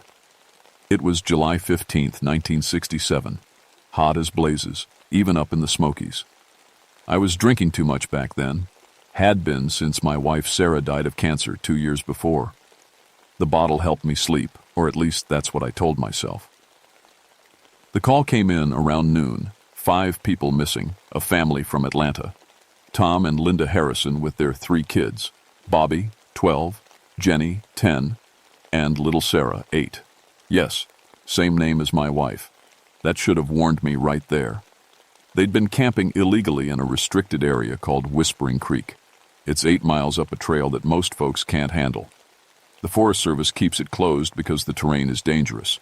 Lots of caves and drop-offs. But some people think rules don't apply to them. I hiked in alone. Should have brought backup, but I was still angry about being called away from my lunch break. The whiskey from the night before was making my head pound, and I wanted to get this over with quick. The trail got weird about 6 miles in. You know how forests sound? Birds singing, bugs buzzing, leaves rustling in the wind. But this place went quiet. Dead quiet. Even my footsteps seemed too loud. I found their campsite in a clearing next to the creek. 2 tents, still zipped up tight. A fire pit with ashes that were stone cold. But here's the thing that made my skin crawl. There was food on a camp table. Sandwiches with 1 bite. Taken out. A cup of coffee that was still warm. Like they'd just vanished in the middle of eating lunch. I called out their names. Tom, Linda, kids. My voice echoed off the rocks, but nothing came back. Not even a bird call. That's when I saw the toys. Someone had arranged the kids' stuff in a perfect circle around the fire pit. A teddy bear, some toy cars, a doll with blonde hair like little Sarah's. They were placed just so, like they meant something, like they were part of some kind of ceremony. The hair on my neck stood up. In 16 years of ranger work, I've never seen anything like that. Kids don't play that way, and parents sure don't arrange toys in ritual circles. I got out my radio to call for backup. Nothing but static. Tried different channels, even the emergency frequency. Just white noise and something that sounded almost like singing. Very faint, like it was coming from far away. My compass started acting up too. The needle spun in circles, then locked, pointing toward a dark opening in the rocks about 50 yards away. A cave mouth I hadn't noticed before, even though it was big enough to drive a truck through. That's when I heard it for real. Not static from the radio, but actual singing. Voices in harmony coming from somewhere deep in that cave. The language was Cherokee. I recognized some words from when my grandmother sang the old songs. But Cherokee death songs don't get sung by white folks from Atlanta. I checked my service weapon and flashlight. Protocol said wait for backup, but those people might be hurt and need help. I couldn't just stand there while kids were in danger. The cave mouth was covered in old rock paintings, Cherokee symbols I'd seen in museums. Warnings about spirits and hungry ghosts. Tourist stuff, I thought. Some college kids probably painted them as a prank. I was wrong about a lot of things that day. The temperature dropped 20 degrees the second I stepped into that cave. In July, in the middle of a heat wave, I could see my breath. My flashlight beam seemed weak, like the darkness was swallowing it up. The singing got louder. Multiple voices now, men and women rising and falling in harmonies that made my bones ache. I knew those songs, funeral songs my grandmother hummed when she thought no one was listening. The cave went back further than my light could reach. The walls were smooth, carved by water over thousands of years. But mixed in with the natural rock formations were man-made things, old things. I found pottery first. Cherokee clay pots, the kind my people made before the white man came. They were arranged along the walls like decorations, but they were full of something dark that might have been blood. Then I found the bones. Human bones, old and yellow, scattered around what looked like a camping area from long ago. Rotted blankets, pieces of leather clothing, tools made from stone and wood. This wasn't a tourist cave. People had lived here, died here. My grandmother's stories came flooding back. She'd told me about the Trail of Tears, how our people were forced to march west in 1838. Some families tried to hide in the mountains instead of going to the reservation. They starved in caves like this one, waiting for soldiers to stop looking for them. The singing was so loud now it seemed to come from the walls themselves. My flashlight flickered, and in the brief darkness, I saw something move. A figure in white, just at the edge of my vision. When the light came back steady, nothing was there. I kept going deeper. Had to find that family. The cave opened into a bigger chamber, and that's where I found the modern camping gear. Sleeping bags, a Coleman lantern, food containers, all scattered around like someone had gone through them in a hurry. "Tom," I called out. "Linda, can you hear me?" The singing stopped. Dead silence that was somehow worse than the noise. I could hear my heart beating, my breath echoing off the cave walls. Then, from somewhere, deeper in the cave, a voice called back, "Help us!" It was a man's voice, weak and scared. Tom Harrison. Had to be. I followed the sound through a narrow passage that opened into another chamber. This one was bigger, with a ceiling so high my flashlight couldn't find it. And hanging from somewhere up in that darkness was a shape that made me sick to my stomach. A man's body, suspended by ropes or vines, arms spread wide like he was being crucified. His skin was white as paper, drained of all color. His eyes were open, but empty. Tom Harrison. Had to be. But he'd been missing less than 24 hours. Nobody gets that pale that fast. "Oh, Jesus," I whispered. That's when I heard the children crying. The sound came from even deeper in the cave system. 3 kids, sobbing like their hearts were broken. I ran toward the noise, my flashlight beam bouncing wild off the walls. I found them in a circular chamber that felt like the inside of a church. Linda Harrison was there too, sitting against the wall with her arms around her children. They were all alive, but they looked terrible, pale and thin, like they hadn't eaten in weeks instead of hours. "Ma'am, I'm Ranger Crowfeather," I said, keeping my voice calm. "I'm here to get you out." Linda looked up at me with eyes that seemed too big for her face. "The singing," she whispered. "They won't stop singing." "Who won't stop singing?" She pointed behind me. I turned around and nearly dropped my flashlight. There were people standing around the chamber, men, women, children, all dressed in old-fashioned Cherokee clothing, buckskin and cloth, beads and feathers. Their skin was gray-white, like Tom's, and their eyes were black holes. But they were translucent. I could see the cave wall through them. The oldest one, a woman with long gray hair, stepped forward. When she spoke, her voice was like wind through dry leaves.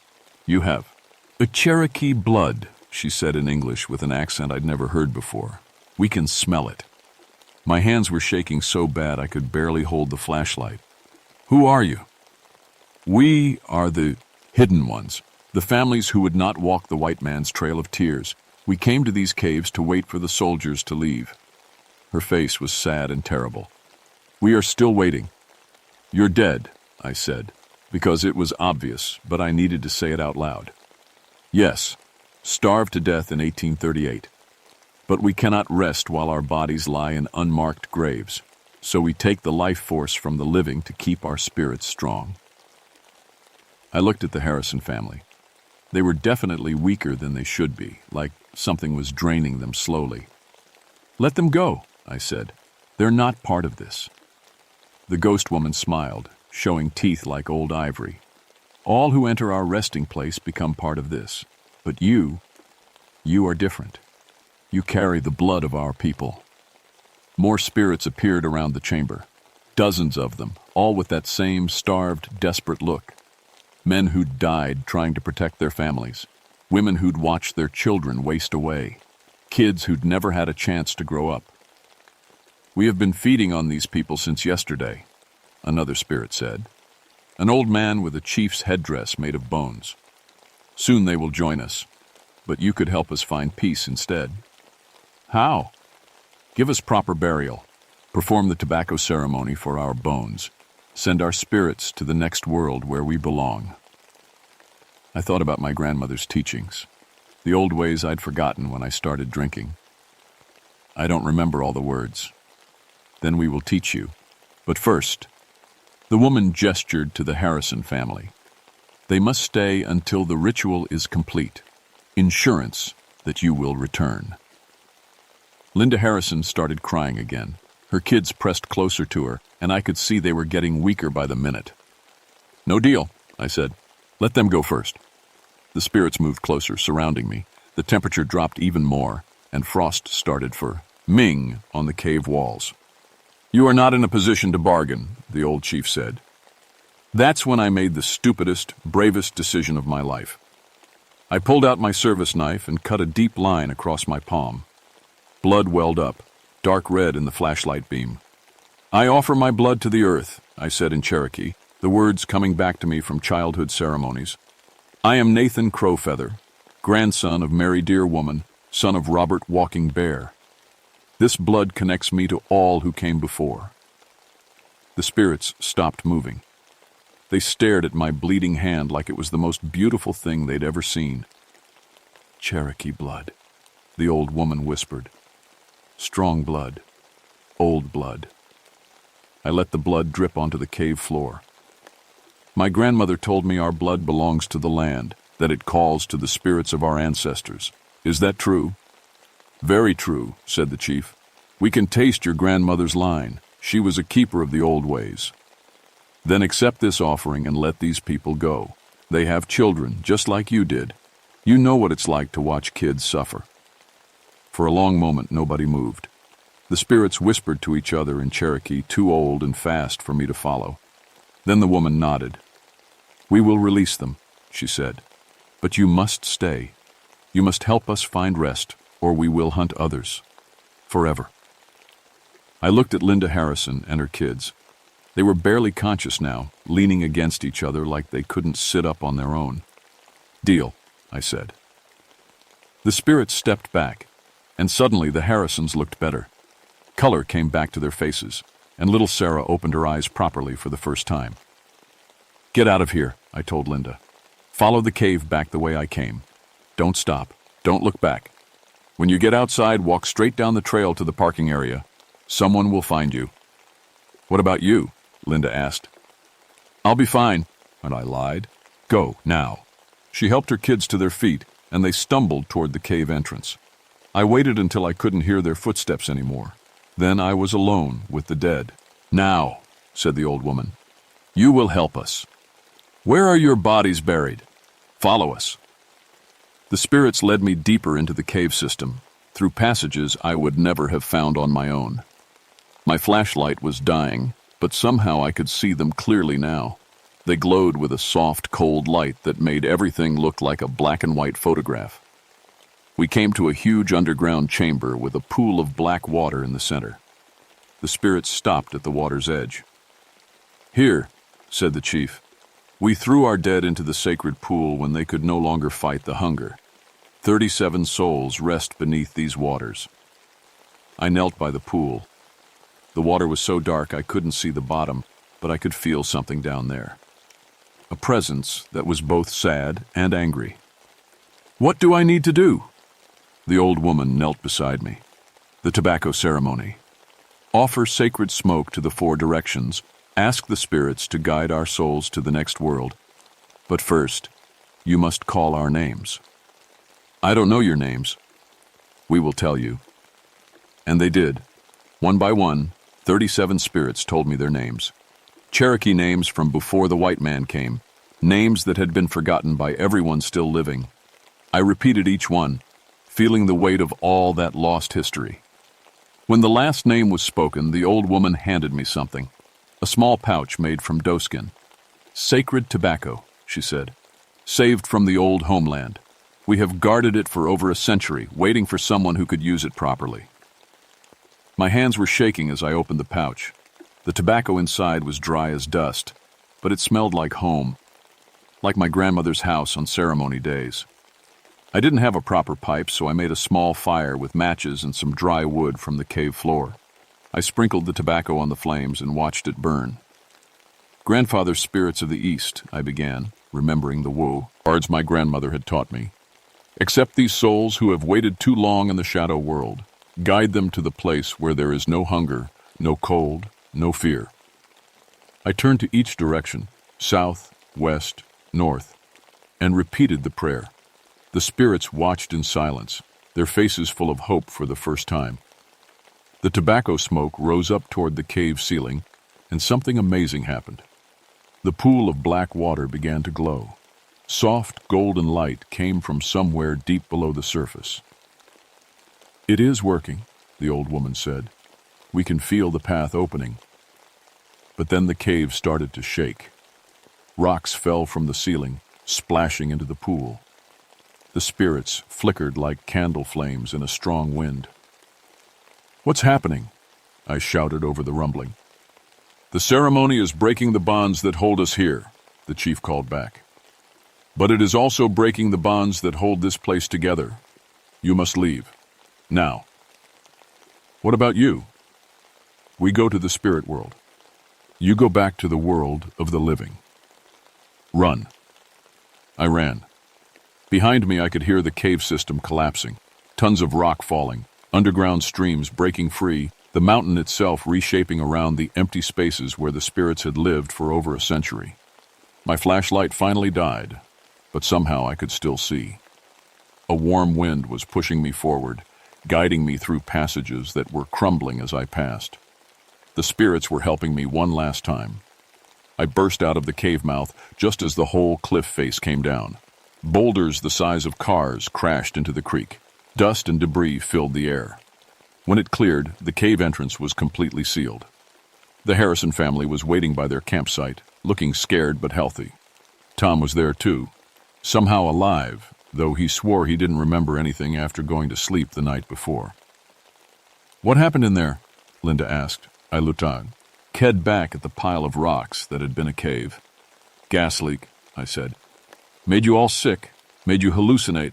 Tom, you must have wandered around confused and hit your head. Lucky you all got out when you did." It was a lie, but it was the kind of lie that lets people sleep at night. We hiked out together, the Harrison family and me.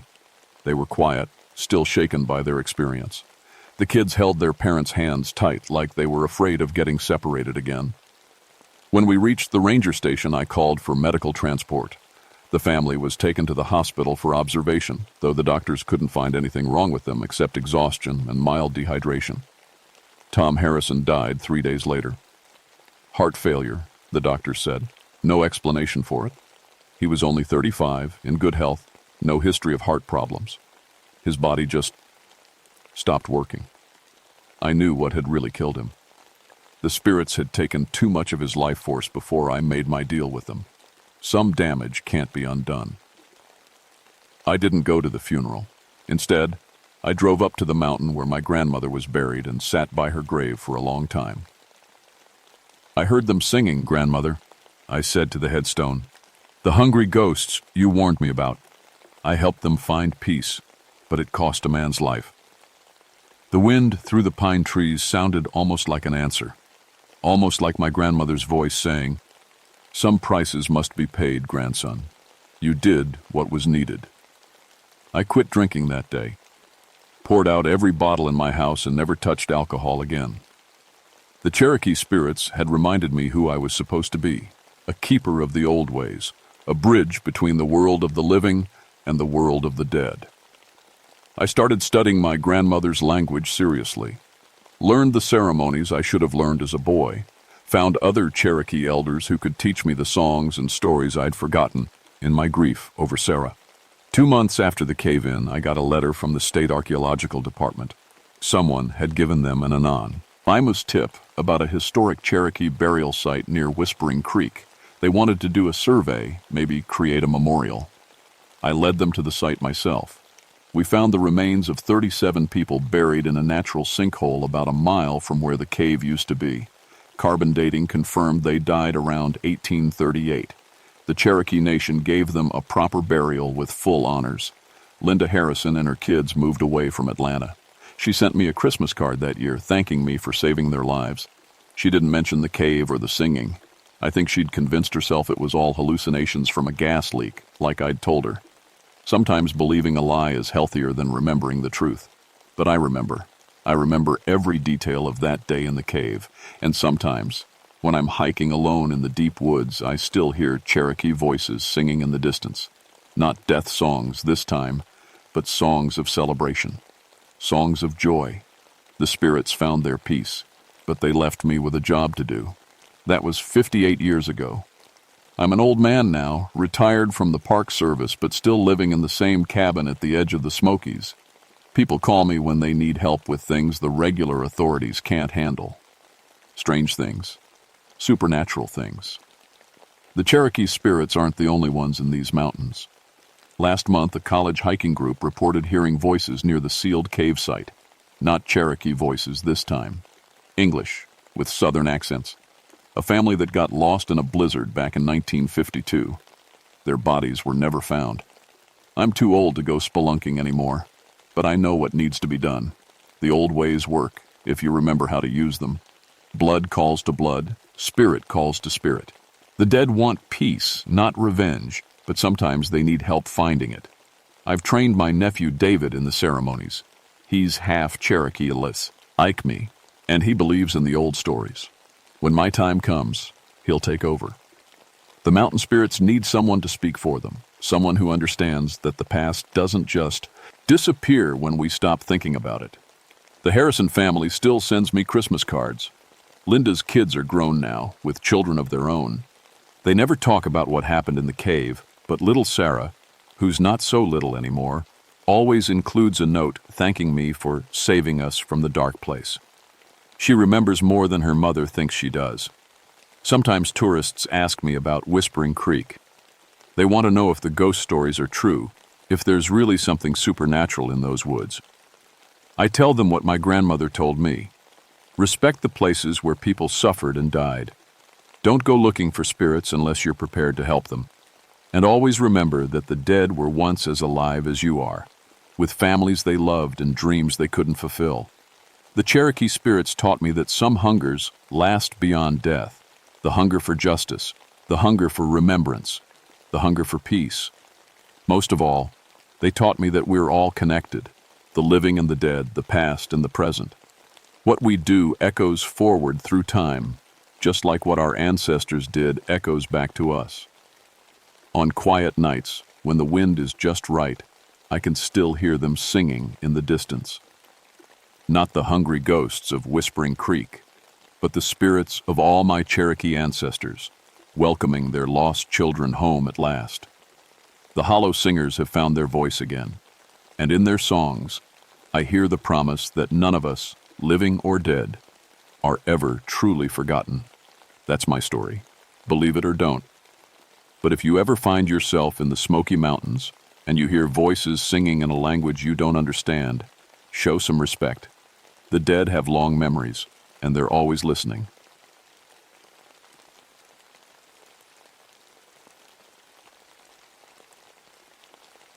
My name is Samuel Blackthorne, and I've been a park ranger for 12 years in the Daniel Boone National Forest.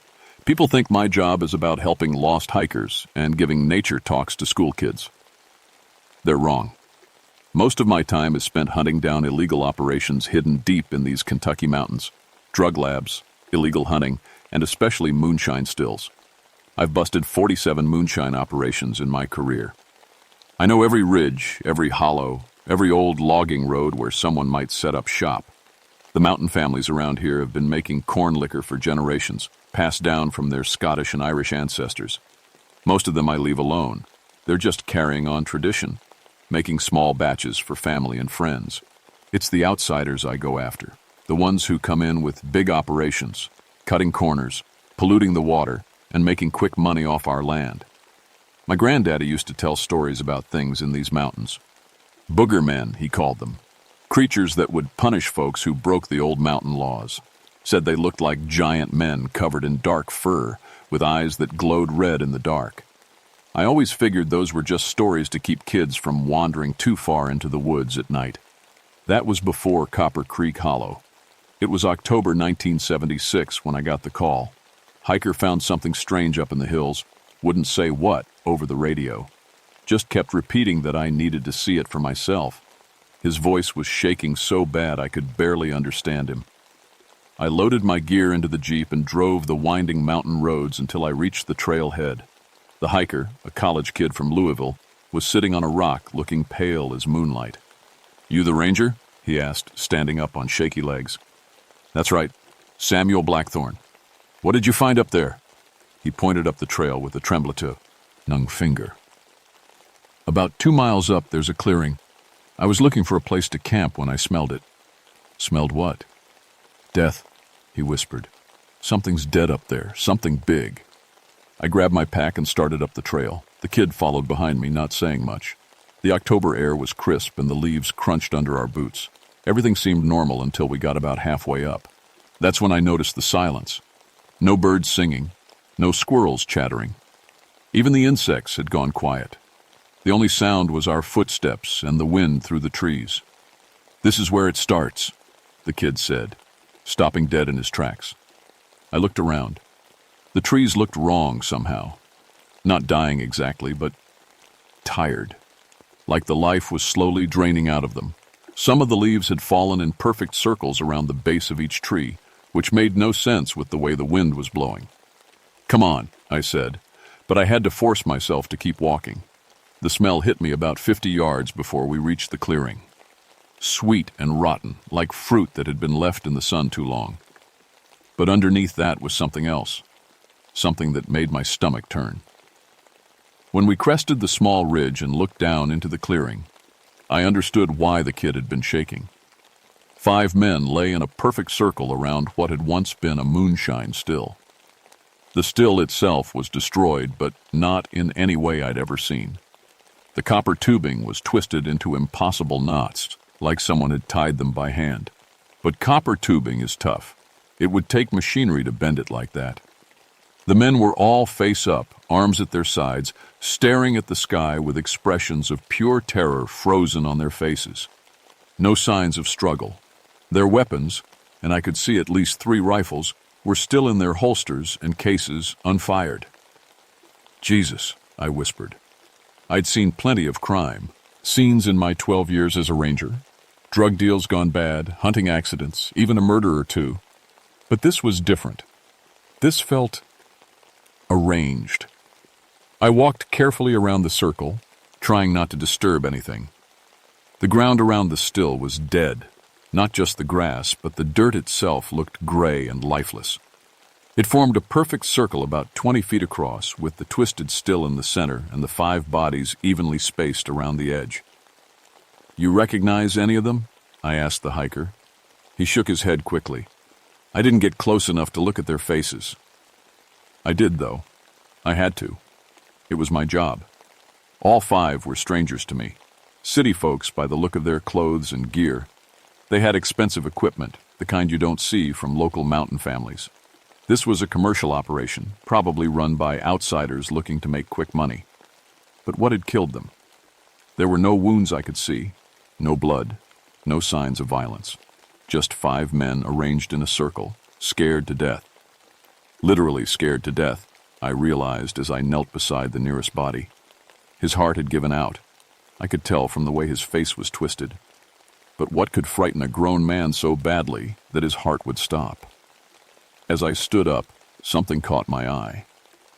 Carved into the nearest tree, about 8 feet off the ground, was a symbol I'd never seen before. It looked like a combination of scratches and lines, too deliberate to be natural, too high up to be made by any normal person. The wind picked up and I heard something that made my blood run cold. From somewhere deeper in the woods came a sound like breathing, slow, deep breaths that seemed to echo off the mountains themselves. "We need to go," I said quickly. "Now!" The kid didn't argue. We practically ran back down the trail, and I didn't feel safe until we were in my Jeep driving back to town. That night, I called the state police and reported the deaths. They came up the next day with a full investigation team. Their report said the 5 men had died of simultaneous heart attacks. Cause unknown. The still had been destroyed by person or persons unknown, probably with heavy machinery. But I knew better. You don't get machinery into Copper Creek Hollow. The trail's too narrow, too steep, and you sure don't get 5 healthy men to die of heart attacks at the exact same time. I started asking questions around town. The mountain families I'd known for years suddenly got quiet when I brought up Copper Creek Hollow. Old Martha Hensley, whose family had been making moonshine since before the Civil War, just shook her head when I asked her about it. "Some places ain't meant for outsiders," she said. "Some things don't like being disturbed." "What kind of things, Martha?"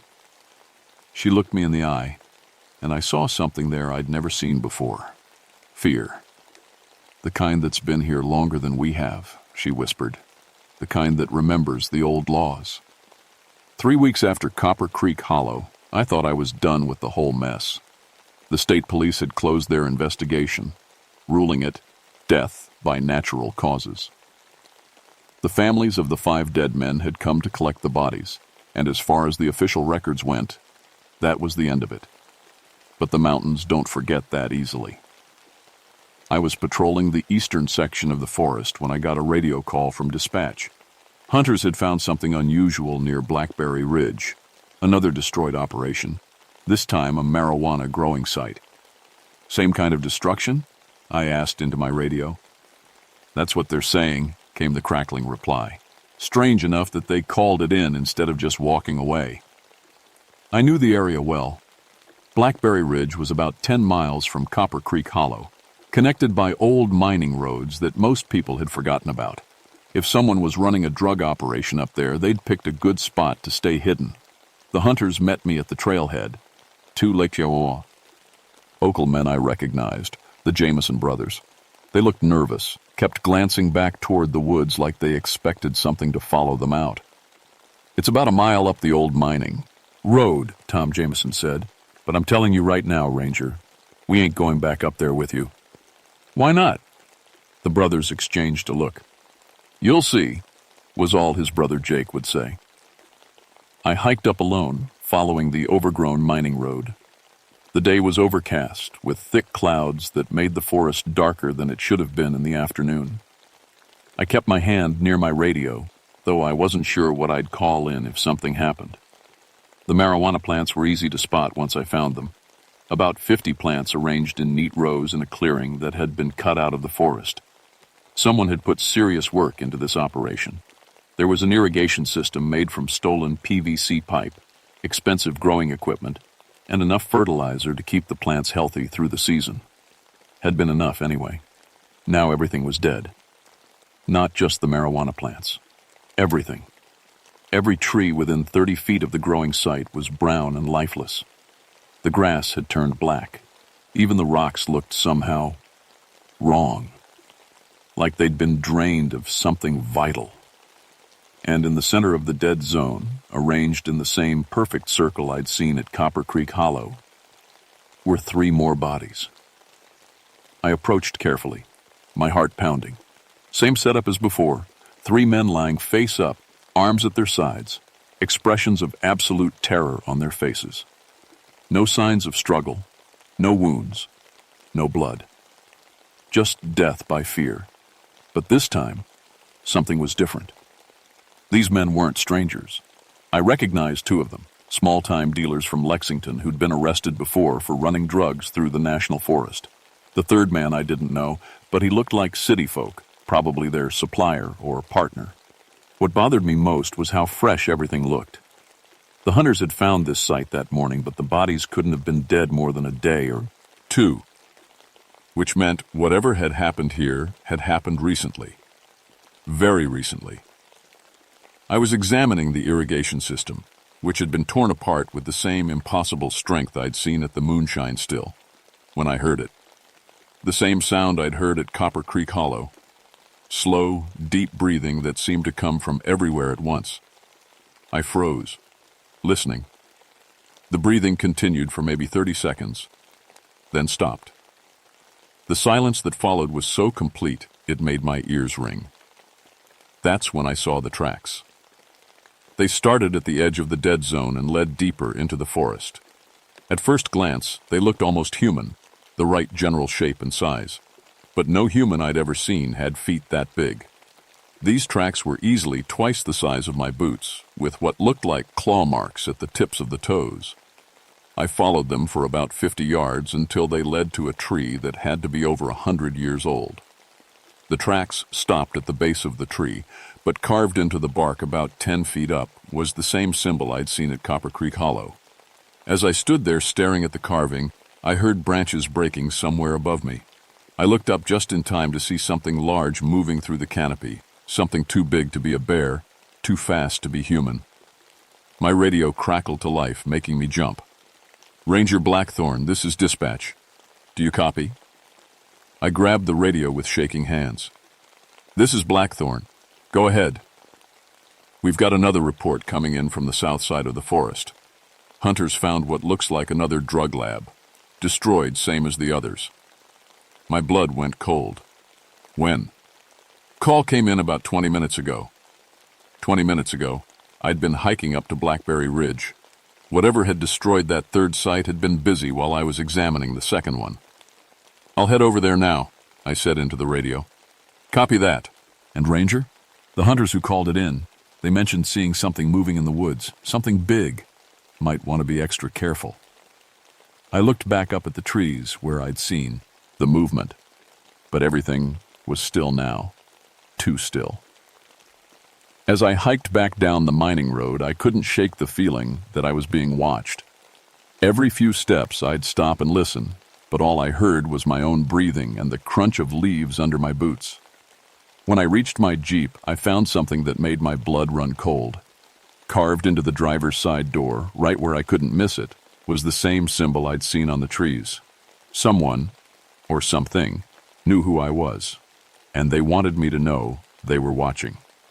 I drove to the 3rd site with my rifle loaded and ready on the seat beside me. But when I got there, I found the same thing I'd found at the other 2 sites: dead plants, destroyed equipment, and bodies arranged in a perfect circle.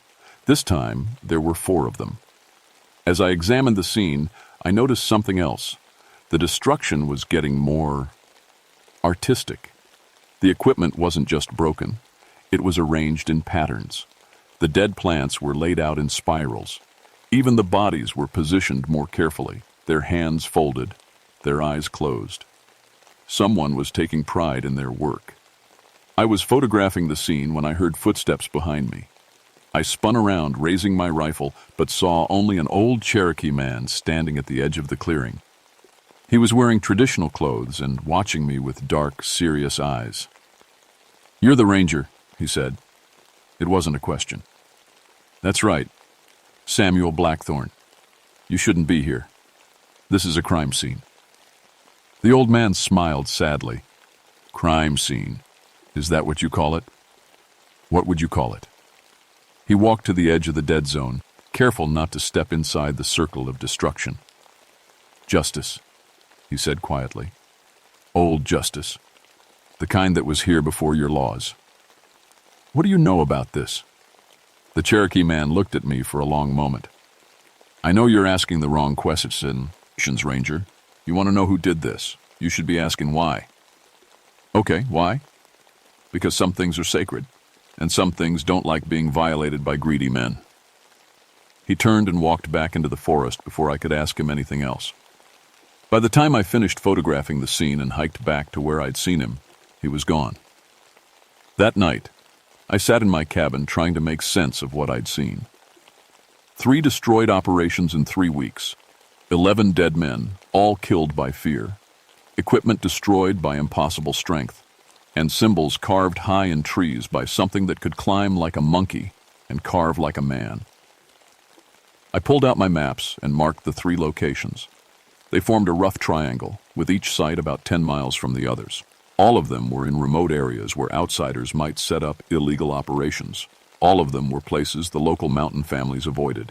And all of them, I realized as I studied the topographical maps, were in areas that had been sacred to the Cherokee before they were forced out in the 1830s. I was starting to understand that I wasn't dealing with a person at all. I was dealing with something that had been in these mountains a lot longer than I had. The next month brought 3 more destroyed sites and 9 more dead men. Word was spreading through the criminal networks that something in the Daniel Boone Forest was hunting down illegal operations. Some of the smarter ones packed up and moved their business elsewhere. Others figured it was just a rival gang trying to scare off competition. They were wrong. I started carrying a camera with me everywhere, documenting each site. The patterns were getting clearer. Every operation destroyed belonged to outsiders, people who had no connection to the local mountain families. Every site was in an area that had spiritual significance to the Cherokee or the early settlers. And every scene showed the same impossible evidence of supernatural strength. But it was the 7th site that changed everything. I got the call on a Thursday morning in November. A deer hunter had found bodies near Devil's Backbone Ridge, a narrow strip of rock that ran along the top of the mountain like the spine of some huge buried creature. How many this time? I asked dispatch. Hunter wasn't sure. Said there were too many to count. I felt ice form in my stomach. The previous attacks had targeted small operations, 3 to 5 people at most. If there were too many to count, something had escalated. Devil's Backbone Ridge was a hard climb, even for someone in good shape. The trail was steep and narrow, winding through dense forest and over rock faces that required careful navigation. By the time I reached the top, I was breathing hard and sweating despite the cold November air. The smell hit me before I saw anything else. Sweet rot, but stronger than before. Much stronger. The clearing at the top of Devil's Backbone was about the size of a football field, and it had been home to the biggest drug operation I'd ever seen in the forest. Industrial-scale equipment for processing cocaine, generators to power everything, enough supplies to keep a dozen people busy for months. Now it was all destroyed and arranged in the most elaborate pattern yet. 12 men lay in a perfect spiral around the remains of the operation. The equipment had been twisted into artistic shapes, metal sculptures that would have been beautiful if they weren't made from destroyed drug lab gear. The spiral of bodies led to the center, where someone had built a small altar from stacked stones. And on top of the altar was something that made my hands shake as I tried to photograph it. A human skull, old and yellowed with age. Carved into the forehead was the same symbol I'd been seeing at every site. But this skull was different, larger than normal, with teeth that were too sharp and eye sockets that were too deep. I was studying the skull when I heard movement behind me. I turned around and found myself face to face with the Cherokee man I'd met at the 3rd site. "You came back," I said. "I never left," he replied. "I've been watching you, Ranger, watching to see what kind of man you are." "What kind of man am I?" "The kind who asks questions instead of running away. The kind who might be able to understand." He walked past me to the stone altar and touched the skull gently, like he was greeting an old friend. "This belonged to the first one," he said. "The first guardian these mountains ever had. Cherokee legend says he was a giant, half man and half spirit, who protected the sacred places from those who would defile them. Guardian? Your people might call him a monster. We called him necessary. I looked around at the 12 dead men arranged in their spiral pattern. This is necessary? The Cherokee man, I still didn't know his name, nodded grimly. These men brought poison into sacred ground. They cut down century-old trees to make room for their operation. They dumped chemicals into streams where our ancestors prayed. They took something holy and made it filthy. So something killed them for it? Something protected what needed protecting. As he spoke, I became aware that we weren't alone. There was something else in the clearing with us, something large moving just outside the range of my vision. Every time I tried to look directly at it, it seemed to fade into the shadows between the trees. It's here, isn't it? I whispered. The Cherokee man smiled. It's always here. The question is whether you're ready to see it. What do you mean? Close your eyes, Ranger. Stop trying to understand with your head and start listening with your heart. I wanted to argue, to tell him that I was a man of facts and evidence, not superstition and old stories. But something in his voice made me trust him. I closed my eye. At first, all I heard was the wind in the trees and the distant sound of a creek running down the mountain. But gradually, I became aware of something else, a presence, ancient and patient, watching me from the shadows. I opened my eyes and saw it clearly for the first time. It stood about 20 feet away, between two large oak trees. 8 feet tall, covered in dark fur that seemed to absorb light rather than reflect it. Its eyes glowed red like coals, and when it breathed, frost formed in the air despite the November temperature. But what struck me most was its intelligence. This wasn't a mindless beast. This was something that thought, planned, and judged. Something that had been making deliberate decisions about who lived and who died. We stared at each other for what felt like hours but was probably only seconds. Then, without breaking eye contact, it raised one massive hand and pointed at me. It knows you, the Cherokee man said quietly. It's been watching you work, studying you. What does it want? To know whose side you're on. The creature, the guardian, the booger man, whatever it was, took a step closer. I could smell it now, like pine needles and rich earth and something wild that had never been tamed. When it spoke, its voice sounded like wind through deep caves. You hunt them, it said, each word carefully formed. The ones who steal, who poison, who take what is not theirs. I realized it was talking about my job, my 12 years of busting illegal operations in the forest. That's right, I managed to say. I try to protect the forest. But you serve their laws, not the old laws, not the true laws. I didn't know how to respond to that. The creature was right. I served the state of Kentucky and the federal government, not some ancient system of justice that predated written history. The old laws are simpler, the Cherokee man said, as if reading my thoughts. Take only what you need. Give back more than you take. Respect the sacred places. Punish those who don't. The creature nodded slowly, never taking its red eyes off me. Choose, it said in its deep, hollow voice. Serve them or serve the land. You cannot serve both. Then it turned and walked into the forest, moving through the trees like smoke despite its massive size. Within seconds, it had vanished completely, leaving only the smell of pine and earth behind. I stood there shaking, not from cold, but from the weight of what I'd just experienced.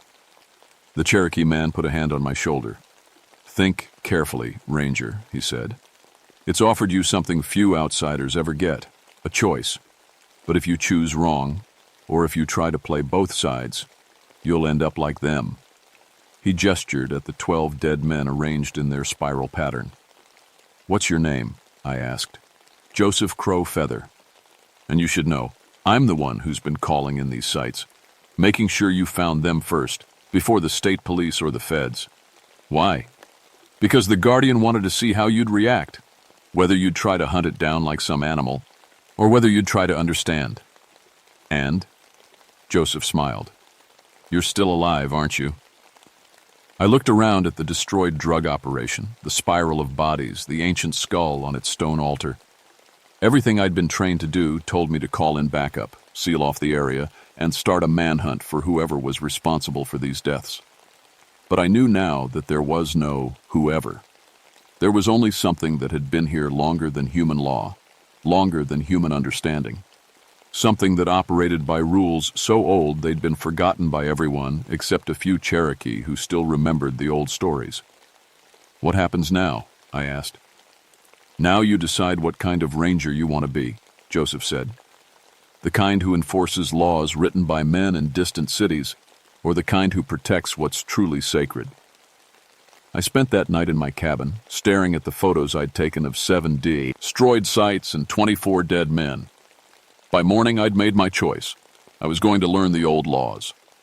Joseph Crow Feather became my teacher over the next several months. He showed me how to read the forest differently, not just as a collection of trees and wildlife, but as a living system with its own intelligence and memory. He taught me which places were sacred, which plants and animals served as messengers, and how to recognize the signs that the guardian was near. Most importantly, he taught me how to distinguish between the mountain families who belonged to this land and the outsiders who only wanted to exploit it. Your guardian, I said one day as we walked through a grove of ancient hemlocks. Does it have a name? Many names, Joseph replied. The Cherokee called it Kekle Kudla, which means the one who watches. Your mountain families call it the Booger Man. But names aren't important. Understanding is. I think I'm starting to understand. It only kills outsiders, right? People who don't belong here. Joseph stopped walking and looked at me seriously. It kills those who take without permission, who violate sacred places for profit, who bring poison and greed to clean land. But I'm an outsider too. My family came from Scotland 3 generations ago. Your family came to work the land, not to steal from it. Your grandfather told you the old stories, even if you didn't believe them at first. And you've spent 12 years protecting this forest. That makes you more native than blood alone ever could. I was learning to think like the guardian, to see the forest through its ancient eyes. When I patrolled now, I looked for different things. Not just illegal activities, but violations of the old laws. People who cut down healthy trees for convenience. Hunters who killed more than they needed. Anyone who brought industrial-scale operations into sacred areas. The Guardian seemed to approve of my new understanding. Sometimes when I was alone in the deep woods, I'd catch glimpses of it watching me from the shadows. Once, I found a deer that had been killed by poachers and left to rot. When I returned the next day with a cleanup crew, we found the poachers' camp destroyed and 2 men dead in the familiar circle pattern. But it was in March 1977 that everything came to a head. I got a call from dispatch about a massive federal operation moving into the northern section of the forest. DEA, FBI, ATF, a joint task force planning to establish a permanent surveillance base to monitor drug trafficking through the region. Where exactly are they setting up? I asked. Crying Woman Creek, the dispatcher said.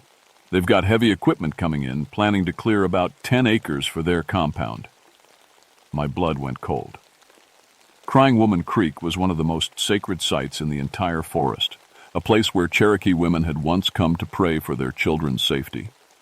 Joseph had shown it to me just weeks before, explaining that it was under the Guardian's special protection. If the feds started cutting down centuries-old trees and building a military-style compound on sacred ground, the Guardian wouldn't just kill a few agents. It would start a war. I tried calling the task force commander, explaining that the area was environmentally sensitive, but he brushed me off. Federal jurisdiction trumped local rangers, he said. They'd be breaking ground the next morning. That night, I hiked up to Crying Woman Creek under a full moon. The Guardian was already there, standing in the center of the grove like a shadow-given form. Even from 50 yards away, I could feel its rage radiating like heat from a fire. They don't know what they're doing, I called out as I approached. They're not here to hurt the forest. They just don't understand. The guardian turned those red eyes on me. Understanding is not required for judgment, it said in its hollow voice. Only action. If you kill federal agents, they'll send the army. They'll turn this whole forest into a war zone. Let them come. I realized then that the guardian didn't care about consequences the way humans did. It was a force of nature, like an earthquake or a hurricane. It would do what it was created to do, regardless of the aftermath. There has to be another way, I said. The guardian tilted its massive head, studying me.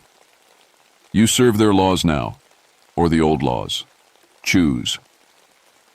This was it, the moment Joseph had warned me about. I could report the guardian's location to the federal task force, help them hunt it down with helicopters and sniper rifles. I could fulfill my duty as a sworn law enforcement officer, or I could betray everything I'd been trained to believe was right. I choose the land, I said. The guardian nodded slowly. Then stop them. How?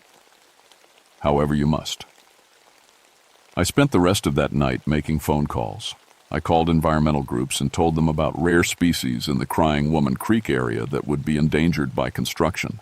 I called archaeological societies and claimed there were Cherokee burial sites that needed protection. I called local politicians and reminded them that tourism dollars depended on keeping the forest pristine. By morning, I had 3 different federal judges issuing temporary restraining orders and a small army of protesters heading for the construction site. The task force commander was furious when he called me. This is obstruction of justice, Ranger, he said. We know you're behind this. I'm just doing my job, I replied, protecting the forest. Your job is to cooperate with federal law enforcement. My job is to serve the land and the people who belong to it. The legal battles lasted for months. Environmental lawyers fought government lawyers while protesters camped in the trees, and news crews filmed everything. Eventually, the feds found another location for their base, 20 miles away, in an area that had already been logged and replanted. Crying Woman Creek remained untouched. Joseph found me there on the day the last of the Piartum. O-testers packed up and left. You chose well, he said. The guardian is pleased. Is it over? It's never over. But you understand now. You're not just a ranger anymore. You're a guardian too. As if summoned by his words, the creature emerged from the shadows between the trees. But this time it didn't feel threatening. It felt respectful. Brother, it said to me in its deep voice, and somehow I knew that was the highest honor it could bestow.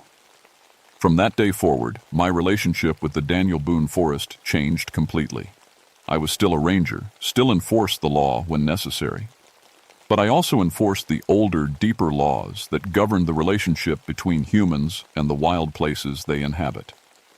The guardian and I became partners in a way that no government manual could have prepared me for. It would show me violations of the sacred places, and I would find legal ways to stop them. When legal methods weren't enough, well, sometimes poachers and polluters just disappeared into the deep woods, never to be seen again. That was almost 50 years ago now. I'm retired from the ranger service, but I still live in the same cabin, still walk the same trails. The forest has changed some. More visitors, more development pressure, more people who see trees as lumber and streams as waste disposal. But the guardian is still here, still watching, still protecting. I've trained 3 younger rangers in the old ways over the years. Not all of them could handle it. One requested a transfer after his first encounter with the guardian, and another tried to report what he'd seen to the authorities. That one ended up quitting the service entirely after a series of accidents that convinced him the forest didn't want him there. But the third one, a young woman named Sarah Whitehorse, whose grandmother was Cherokee, understood immediately. She's taken over most of my duties now, working with Joseph's nephew to maintain the balance between human law and natural law. The official records show that illegal activities in the Daniel Boone Forest have dropped by over 80% since 1976. Environmental groups praise our conservation efforts. Tourists come from all over the world to experience one of the last truly wild places in Kentucky. What they don't know is that the forest is wild by choice, not accident. That it's protected by something older and more powerful than any human law. That there are still places in this world where the old rules apply, where taking without permission carries consequences that modern people can barely imagine. Sometimes, late at night when the moon is dark and the wind is still, I walk the trails and feel the guardian's presence moving through the trees beside me. We don't talk much anymore. After all these years, we understand each other without words. But occasionally, when we come across some sign of new threats to the forest, surveyors' stakes driven into sacred ground, or chemical residue in a pristine stream, it will turn those ancient red eyes on me and speak a single word: choose. And I always give the same answer: the land. Because some things are more important than human law. Some places deserve protection regardless of what any government thinks is legal or profitable. And some guardians, whether they have badges or fur, whether they serve in courtrooms or deep woods, understand that their highest duty is not to the authorities who appointed them, but to the sacred places they've sworn to protect. The Booger Man is still out there in the Daniel Boone forest, still watching, still waiting, still guarding what needs to be guarded. And as long as people remember the old stories, as long as someone keeps faith with the ancient laws, it always will be. Just remember, if you ever find yourself deep in those Kentucky mountains with ideas about quick money and easy profits, the forest is watching, the land remembers, and some violations of the sacred carry consequences that no court of law could ever impose. Choose wisely. Author's note: this account is based on the personal testimony of Samuel Blackthorne, recorded in 1995, shortly before his death. The Daniel Boone National Forest Service declined to comment on Ranger Blackthorne's claims, stating only that he was a dedicated officer who served with distinction for over 30 years. Illegal activity in the forest has indeed declined dramatically since the 1970s, though official explanations cite improved surveillance and enforcement rather than supernatural intervention. Readers are encouraged to draw their own conclusions.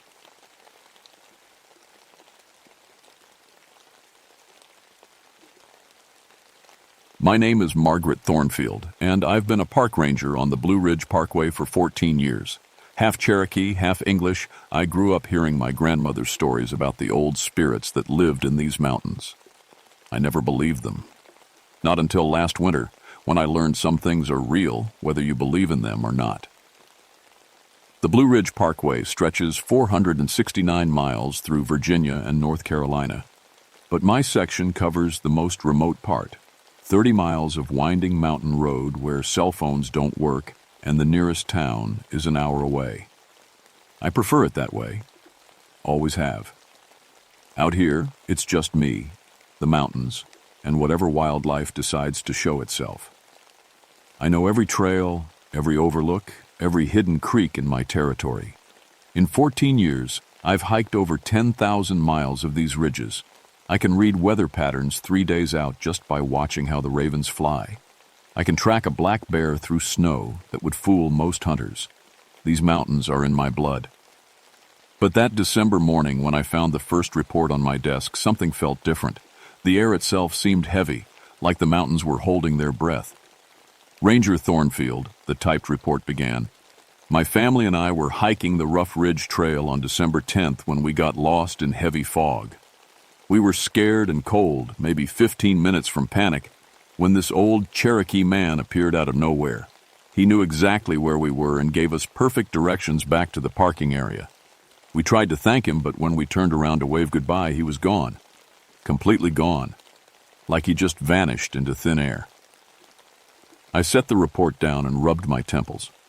Lost hikers seeing things. It happened more than people realized. Stress, cold, exhaustion. The mind played tricks. But then I found the other reports. 5 more families over the past month. All lost. All helped by the same old Cherokee man who disappeared before they could properly thank him. Same description every time. Gray hair in traditional braids, old-fashioned clothes that looked handmade, eyes that seemed to see everything. And always, he vanished. I pulled the older files from storage going back years. The pattern was there, buried in decades of paperwork. 1995. Elderly Native American man helps lost family. Disappears. 1987. Mysterious, helpful stranger guides injured hiker to safety. Vanishes when help arrives. 1978. Old Cherokee man provides shelter directions during blizzard. Nowhere to be found afterward. The descriptions never changed. Not in 40 years. I stacked the reports on my desk and stared out the window at the snow-covered ridges. My grandmother used to tell stories about the Nunahai, the immortal ones who chose to become spirits rather than leave their homeland during the Trail of Tears. "They're still out there, Maggie," she'd whisper when I was small. Still taking care of people who need help. I'd always thought they were just stories. The radio crackled to life, making me jump. "Base to Ranger Thornfield." "Go ahead, dispatch." "We've got a report of 2 missing hikers on the Tanawa Trail. Last seen around 2 p.m. yesterday. Weather's moving in fast." I looked outside. The sky was turning that particular shade of gray that meant serious snow was coming. In these mountains, serious snow could kill you. "Copy that, I'm heading out now." I grabbed my gear and headed for the door, but something made me pause. On impulse, I pulled out my grandmother's old journal from my desk drawer. She'd filled it with Cherokee stories and old maps of the mountains from before the parkway was built. I'd never paid much attention to it before. Today felt different. I slipped the journal into my pack alongside my radio, GPS, and emergency supply. Outside, the first fat snowflakes were starting to fall. The Tanawa Trail winds along some of the most beautiful and dangerous ridgeline in the Blue Ridge. In good weather, it offers views that stretch for 50 miles. In bad weather, it becomes a death trap of hidden cliffs and sudden drop-offs. I'd been searching for 3 hours when the snow really started coming down. Not the gentle Christmas card kind of snow. This was serious mountain weather, the kind that could dump 2 feet in as many hours and turn familiar trails into alien landscapes. My radio crackled with static. "Ranger Thornfield, what's your status?" I tried to respond, but got nothing but white noise. The mountains did that sometimes, especially during storms. I was on my own. The missing hikers were college kids from Charlotte, experienced enough to know better but young enough to think they were invincible. Their car was still in the parking area, covered now with 4 inches of snow. Their footprints led up the trail, but after a quarter mile, the fresh snow had covered everything. I stopped at Rough Ridge Overlook and cupped my hands around my mouth. "Hello? Can anyone hear me?" My voice echoed off the rocks and disappeared into the swirling snow. Nothing. I was about to continue up the trail when I noticed something odd. There, in the fresh snow beside the trail, was a single set of footprints. Not hiking boots like the missing college kids would wear, but something else. Something that looked almost like moccasins. The prints were clear and sharp, which meant they were recent. Very recent. But who would be out here in moccasins during a blizzard? I followed the prints for about 50 yards before they simply stopped. Not at a rock or a tree or any place where someone might have stepped to avoid leaving tracks. They just ended in the middle of the trail, as if whoever made them had vanished into thin air. The snow was falling harder now, and visibility was dropping fast. I needed to find those hikers before hypothermia set in. I pushed deeper into the storm, following the ridge-line and calling out every few minutes. That's when I heard it. A voice, faint but clear, calling back to me from somewhere ahead. I couldn't make out words, but it sounded like someone in distress. I picked up my pace, fighting through snow that was now ankle-deep and getting deeper by the minute. "Keep calling," I shouted. "I'm coming." I followed the voice for another 10 minutes, climbing over fallen logs and around ice-covered boulders. The storm was getting worse, and I was starting to worry about my own safety when I finally saw them. 2 figures huddled against a large rock outcropping, waving frantically. The college kids. They were alive, but I could see from their posture that they were in bad shape. "Thank God," the young man gasped as I approached. "We've been stuck here for hours. We tried to find our way back, but everything looks the same in the snow." "Are either of you injured?" I asked, already pulling emergency blankets from my pack. "No, just cold," the girl replied, her teeth chattering. "Really, really cold." I wrapped them in the thermal blankets and handed out heat packs. "How did you end up here? This isn't anywhere near the main trail." They exchanged a look. That's the weird part, the young man said. We were completely lost, probably walking in circles for an hour.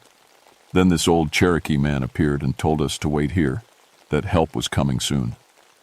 My blood went cold. What old man? He was right here just a few minutes ago, the girl said, looking around confused.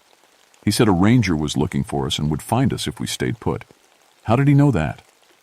I scanned the area. There were our footprints in the snow and the depression where they'd been sitting, but no other tracks, no sign that anyone else had been here. Which direction did he go? I asked. They both pointed toward the ridge line. I looked, but saw only swirlies, snow and bare trees. He knew your name, the girl added quietly. He said Ranger Thornfield would find us soon, and that we should trust you completely. I felt something cold crawl up. My spine that had nothing to do with the weather. I'd never met these kids before in my life, and I hadn't told anyone my name over the radio. There'd been too much static.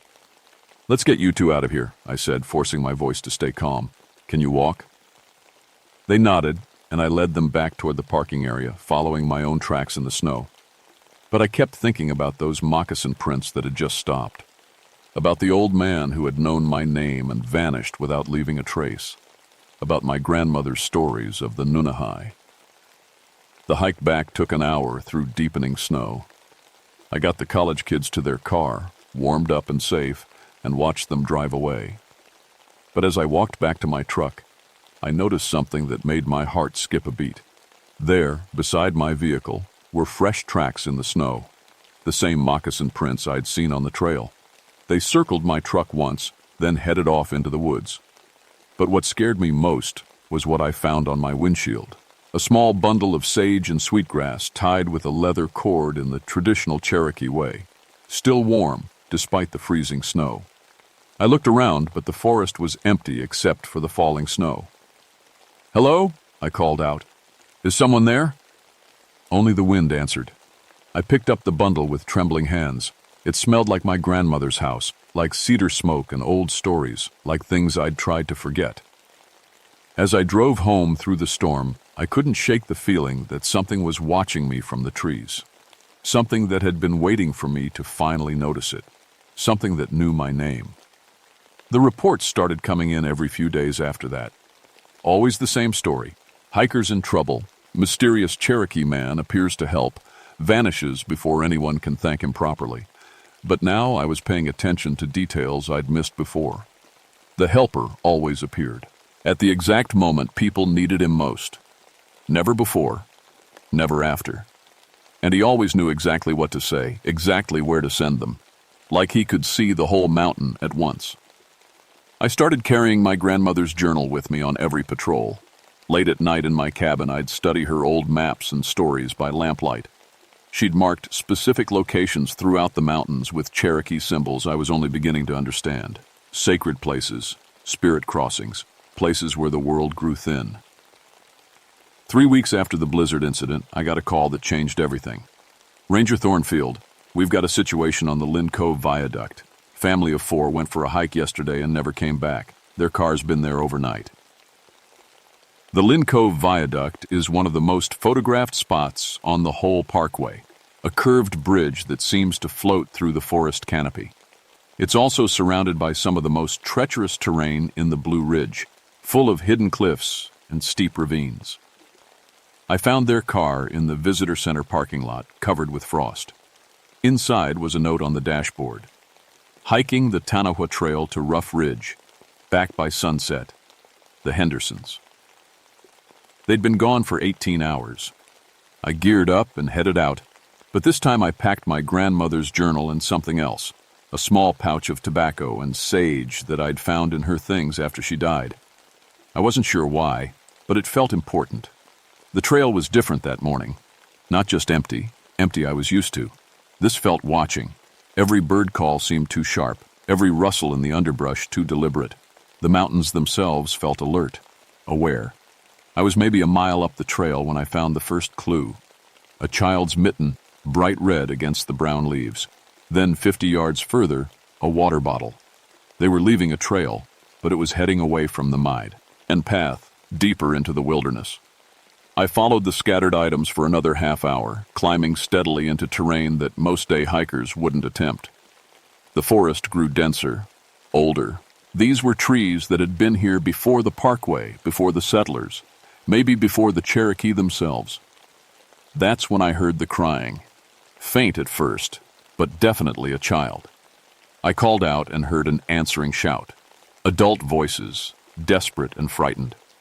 I crashed through the underbrush toward the sound and found them in a small clearing surrounded by massive old-growth oaks. The Henderson family, 2 parents and twin 8-year-old boys.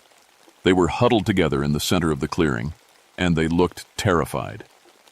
"Thank God," Mrs. Henderson gasped when she saw me. "We've been lost since yesterday. We kept trying to find our way back, but we just kept going in circles." I looked around the clearing. It was perfectly round, maybe 30 feet across, with those ancient oaks forming an almost complete circle around the edge.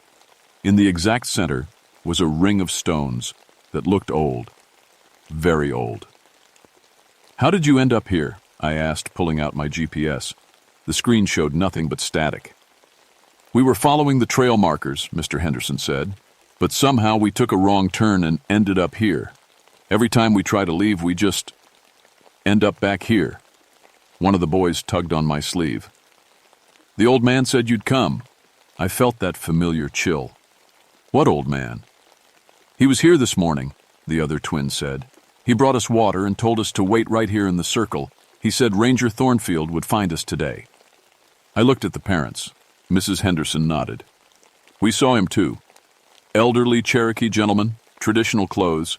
He said he'd been watching over lost travelers in these mountains for a very long time." "Where did he go?" They all pointed toward the same gap between 2 of the massive oaks. I walked over and looked, but saw only dense forest stretching away into shadows. No footprints, no broken branches, no sign anyone had passed to Hat Way. But there was something else.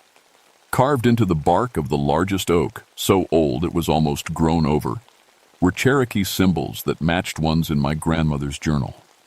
I traced them with my finger, and for just a moment I could have sworn I felt them pulse with warmth.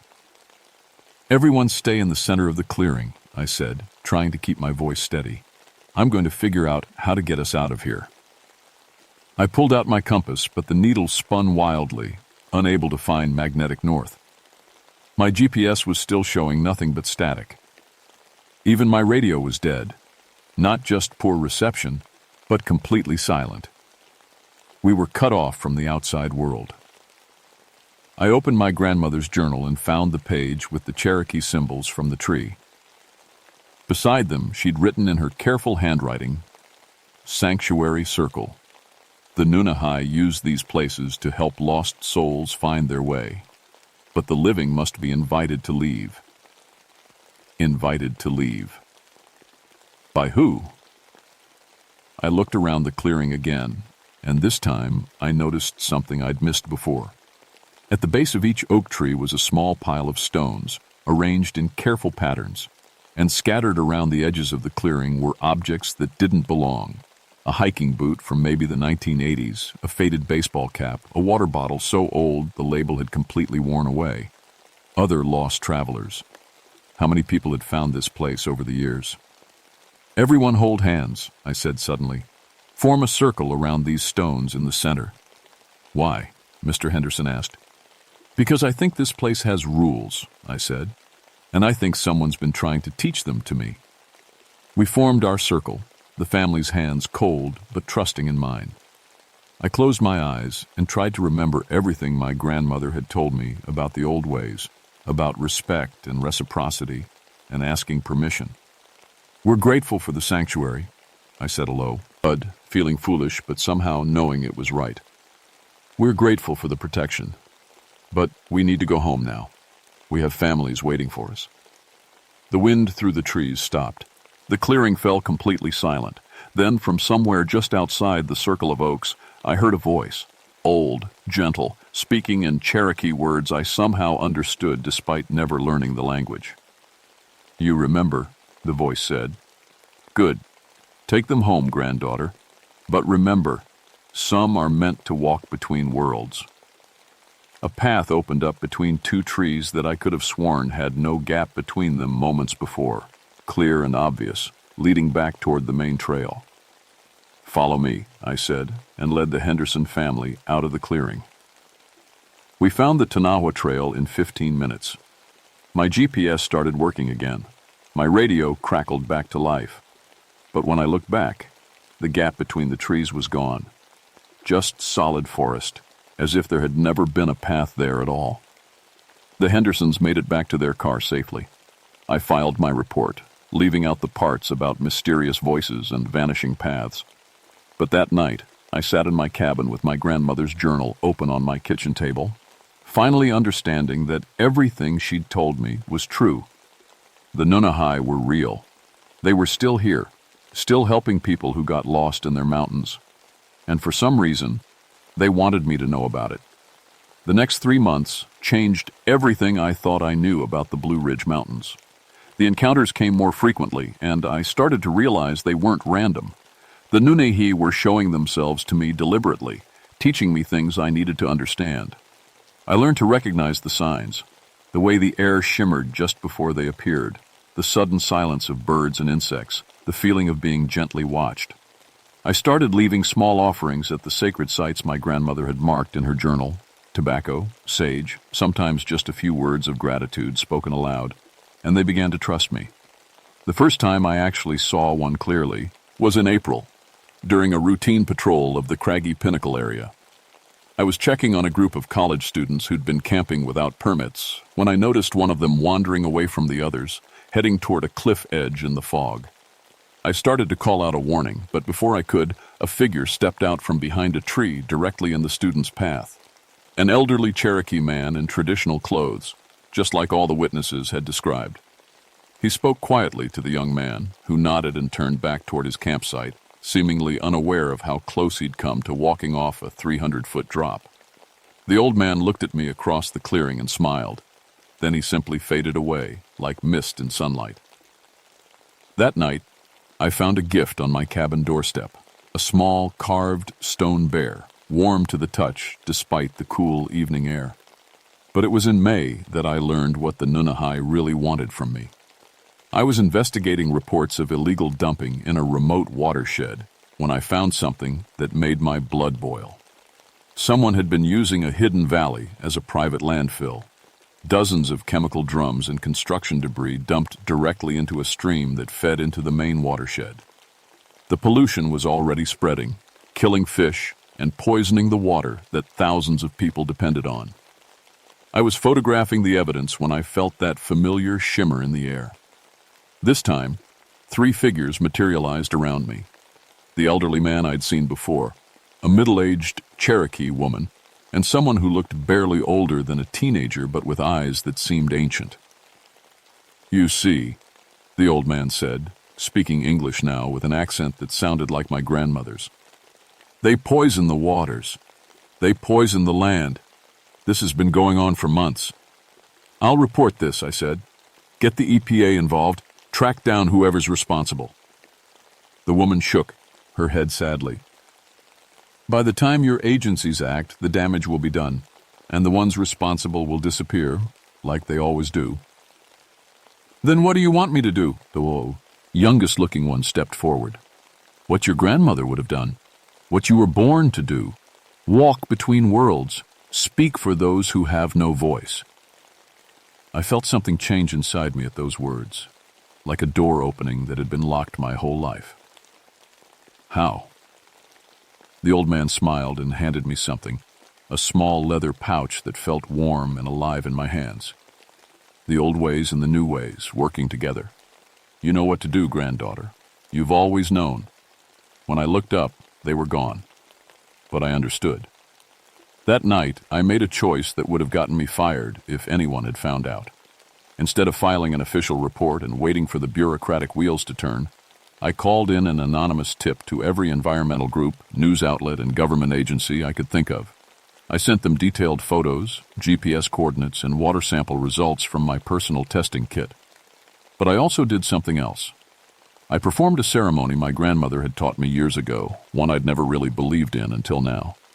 I spoke to the land itself, to the spirits who had been guardians of these mountains for generations and asked for their help in protecting what was sacred. The response was swift and decisive.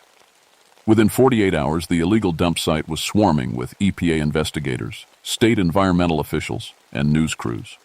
The pollution was contained, the responsible parties were identified and arrested, and the cleanup began immediately. But that wasn't what convinced me the Nunahai had been involved. What convinced me was the fact that the investigation moved faster than any environmental case I'd ever heard of. Bureaucratic delays that should have taken months happened in days. Key evidence appeared in exactly the right hands at exactly the right moments. Witnesses came forward who had been silent for years. It was as if the universe itself was conspiring to see justice done. 2 weeks later, I found another gift on my doorstep. A small piece of perfectly clean quartz crystal and a note written in Cherokee symbols that I somehow knew meant well done. But the real revelation came that June, during the worst crisis of my career. A massive wildfire had broken out in the most remote section of my territory, spreading fast through drought-dry forest toward several sacred sites marked in my grandmother's journal. The fire crews were struggling to contain it, and the forecast called for high winds that could turn the controlled burn into a catastrophe. I was coordinating evacuation efforts when I felt the familiar shimmer in the air. This time, dozens of figures appeared around me, more Nunahai than I'd ever seen at once. Men, women, children, all in traditional dress, all looking at me with expressions of urgent concern. "The fire will reach the sacred grove by morning," the old man said, "the place where our ancestors chose to become spirits rather than leave their homeland. If it burns—" He didn't finish, but I understood. Some things were too important to lose. "What can I do?" I asked. "I'm just one person." The Cherokee woman from before stepped forward. "You're not just one person. You're a bridge between worlds. You have access to both the old knowledge and the new tools. Use them both." What happened next still gives me chills when I think about it. Following instructions that came to me like half-remembered dreams, I used my Park Service radio to coordinate with the fire crews, but I also used knowledge that came from somewhere much older.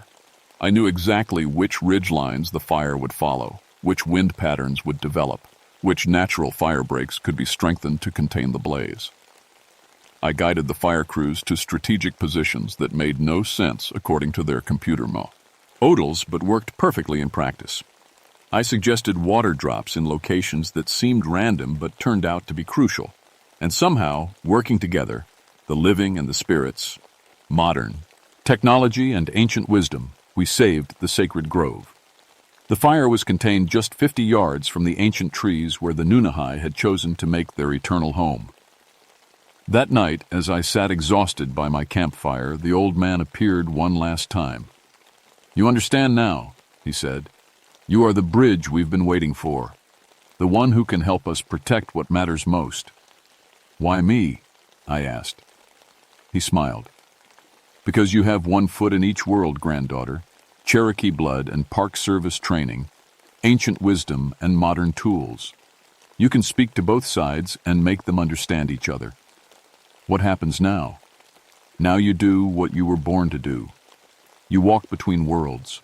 You protect the sacred places and the people who need help finding their way.